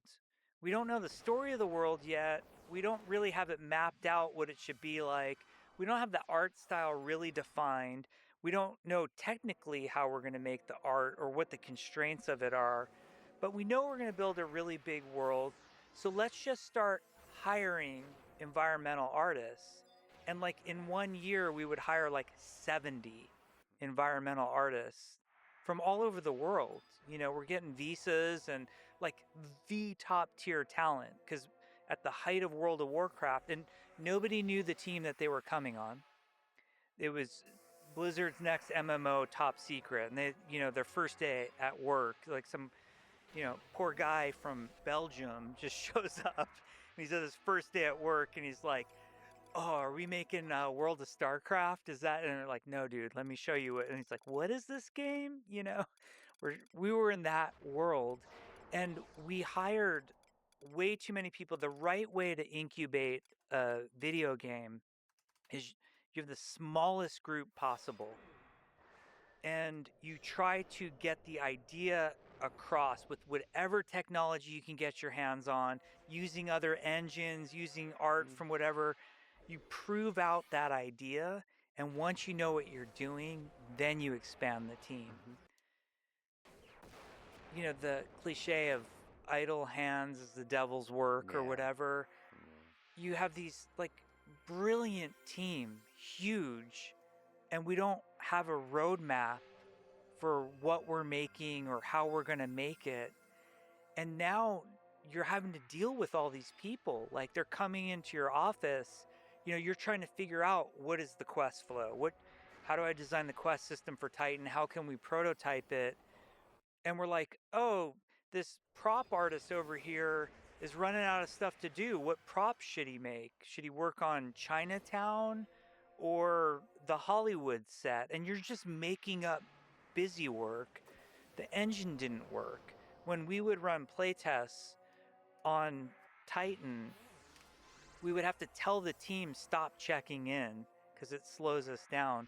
We had this really great technical artist, a guy named Dylan Jones, and he was on Titan with us. And I remember in like the last days, we asked him, because he was a very active user. Titan editor was called Titan Edit, or TED, which is, to this day, TED is the proprietary tool for Overwatch, since Overwatch came from the Titan engine, which was Tank. And we said to Dylan, I want you to log your uptime in the editor in TED. And in a 40-hour week, he was only able to work for 20 hours. And you can imagine you're building a team of the best in the best in the industry, and they can't work. So not only are you just burning cash faster than anybody on the planet, it's also like, imagine having fighter pilots, but we don't let them fly. Yeah. Like the creative frustration and the way that manifested itself, and how demoralized the team got. It was a disaster. And so many elements of that were done completely differently for Overwatch, which turned out to be this incredibly masterful execution on a short time scale with a small team with a clear vision. I read that sort of, if you were to compare Overwatch and Titan, so the defining characteristic for the Titan team that said yes to everything, and the Overwatch team said no to everything, meaning focus, like deep focus on the execution of a very clear vision. And maybe that's the process of designing games, like you said, is, on a team that's full of incredible ideas because it's creative minds, it's constantly saying no. It's a really painful process, but perhaps it is the responsibility of leadership to just keep saying no, which sucks. I guess it sucks to be a leader on a team in that sense because you're constantly saying no. Being a creative leader, you're in two modes. You're pushing or you're pulling. And whatever mode you're in is the exact opposite of the team. Mm-hmm. When they're not thinking outside the box enough, or like elevating the vision enough, that's when you're pushing them. Like, come on, guys, don't worry about the schedule. We got, capture hearts and minds, inspire people. And when they're going a little crazy and endless source of great ideas and really fun development, that's when you got to pull and say, guys, we need to ship this. The best feature we can add for the player is shipping. That was a common phrase that we had. So when Titan was canceled, I mean, that must have been a gigantic heartbreak for everybody. And there was this moment when the plan was for the Titan team to be disbanded and moved elsewhere, but you fought for keeping some part of the Titan team, the core of the team, together. And Mike Morheim gave you 6 weeks to come up with a pitch for a new game. And you've talked about this process. And you've mentioned that there are 3 possible ideas, directions you're thinking about: a StarCraft MMO, maybe an MMO in a new IP called Crossworlds, and then the third idea was Overwatch. Can you take me through those 6 weeks? Yeah, the 6 weeks, it was supposed to be the greatest time ever, if you think about it, because you're a game developer at Blizzard and you get to come up with a new idea. Mm-hmm. So that sounds awesome. Like, to everybody at Blizzard, to all game developers, it sounds great. But we were probably the most demoralized we'd ever been in our careers. At least I was. I didn't know if I was going to be fired. I didn't know if that was the end of my career at that point. And so it was like a really serious, kind of dire environment that this was happening in. And we were given 2 criteria that we had to hit for these pitches. The first one was that we had to ship within 2 years. And that is a very ambitious time frame for any game. That's crazy. But for a Blizzard game, it's kind of insane. Yeah. And then the second, okay, the second is even more ambitious and crazy, was whatever we made, whatever we pitched, had to have the potential to have World of Warcraft-like revenue. Yeah, right. And to date, at that point, there was one game that had World of Warcraft-like revenue, which was World of Warcraft. So immediately, I just threw out the revenue thing because it's all fucking Monopoly money to me. Yeah. Like, this game money it's insane, and I just don't think about it. That's someone else's problem. But I did want to be as realistic as I could about the schedule part of it. So most of our team, the Titan team, was 140 some people. Most of that team got moved to go work on Heroes of the Storm, the D3 expansion, They shouldn't have World of done Warcraft, Hearthstone. So immediately, done a Hearthstone, large but- number of the team was gone. Then we had a bunch of like what we called temp loans, people that someday were going to come back to us, but we loaned off for like 6-month tour of duty. And then there was a very small team. There was a group of engineers that was mothballing Titan. So it exists somewhere at Blizzard at that point. And they were also deconstructing the engine because they knew it didn't work anymore. And to make a new game, it had to be way reconsidered to sort of what it is today. And then there was a very small creative group that was supposed to come up with these 3 pitches and given 6 weeks. And we just sort of arbitrarily decided, like, let's spend 2 weeks on each pitch. The ground rules that I sort of led with is you have to be all in for the 2 weeks on the pitch. So if we're, pitch 1 was a StarCraft MMO, and we have to live and breathe and want it more than anything. And I kind of warned everybody, I said, at the end of this 2 weeks, you're going to think this is the only game idea, and you're not going to be invested in the next. But we're going to throw it out as soon as we finish it and do the next one. And the StarCraft MMO, I actually really loved that pitch. It was called StarCraft Frontiers. And the concept was like less of you're playing like Space Marine, like it was less armies. StarCraft, the RTS, is always about the 3 races and the giant armies. And kind of what made WoW and separate from the Warcraft RTS series was that instead of being like a footman in the army in World of Warcraft, you were like a lone adventurer, make your mark on the world. So we had this idea, it was this old Chris Metzen drawing of a space prospector. And I love that idea that like somewhere out in like where all the giant StarCraft battles were happening, thousands of Zerg and Protoss and Terran, there's like this like lone prospector on some planet, like going through like a mysterious dungeon, looking for minerals but finding monsters. Like it was that kind of spirit of That's awesome. more on the ground level. I didn't even think about that because my intuition with StarCraft MMO would be the soldier as part of the army, right? The prospector. That's such a beautiful vision, yeah. Yeah, Looking for the resources and on the way finding the monsters. you want to be on the ground, like what's it like on the ground floor? And I don't want to be a minion in a giant army. I want to be Indiana Jones in space, Nice. So then there was this Metzen picture of the prospector, and then 2 of the most amazing artists, Arnold Sang and Peter Lee. Arnold's the great character artist. Peter Lee's the great environment artist. They did this concept art for Frontiers that was Metzen's space prospector. He's smoking a cigar, and he's got his foot on a Hydralisk skull. Nice. And then there's like a med vac in the background, and they're on this like big alien planet. And like that picture, you just wanted to like, Sounds like Starfield. here's my kind of. money, I'll pre-order now. Like sign me up for that game. That picture ended up being McCree from Overwatch. We redid it. Nice. But yeah, that was where McCree actually came from. So that was the StarCraft Frontiers idea.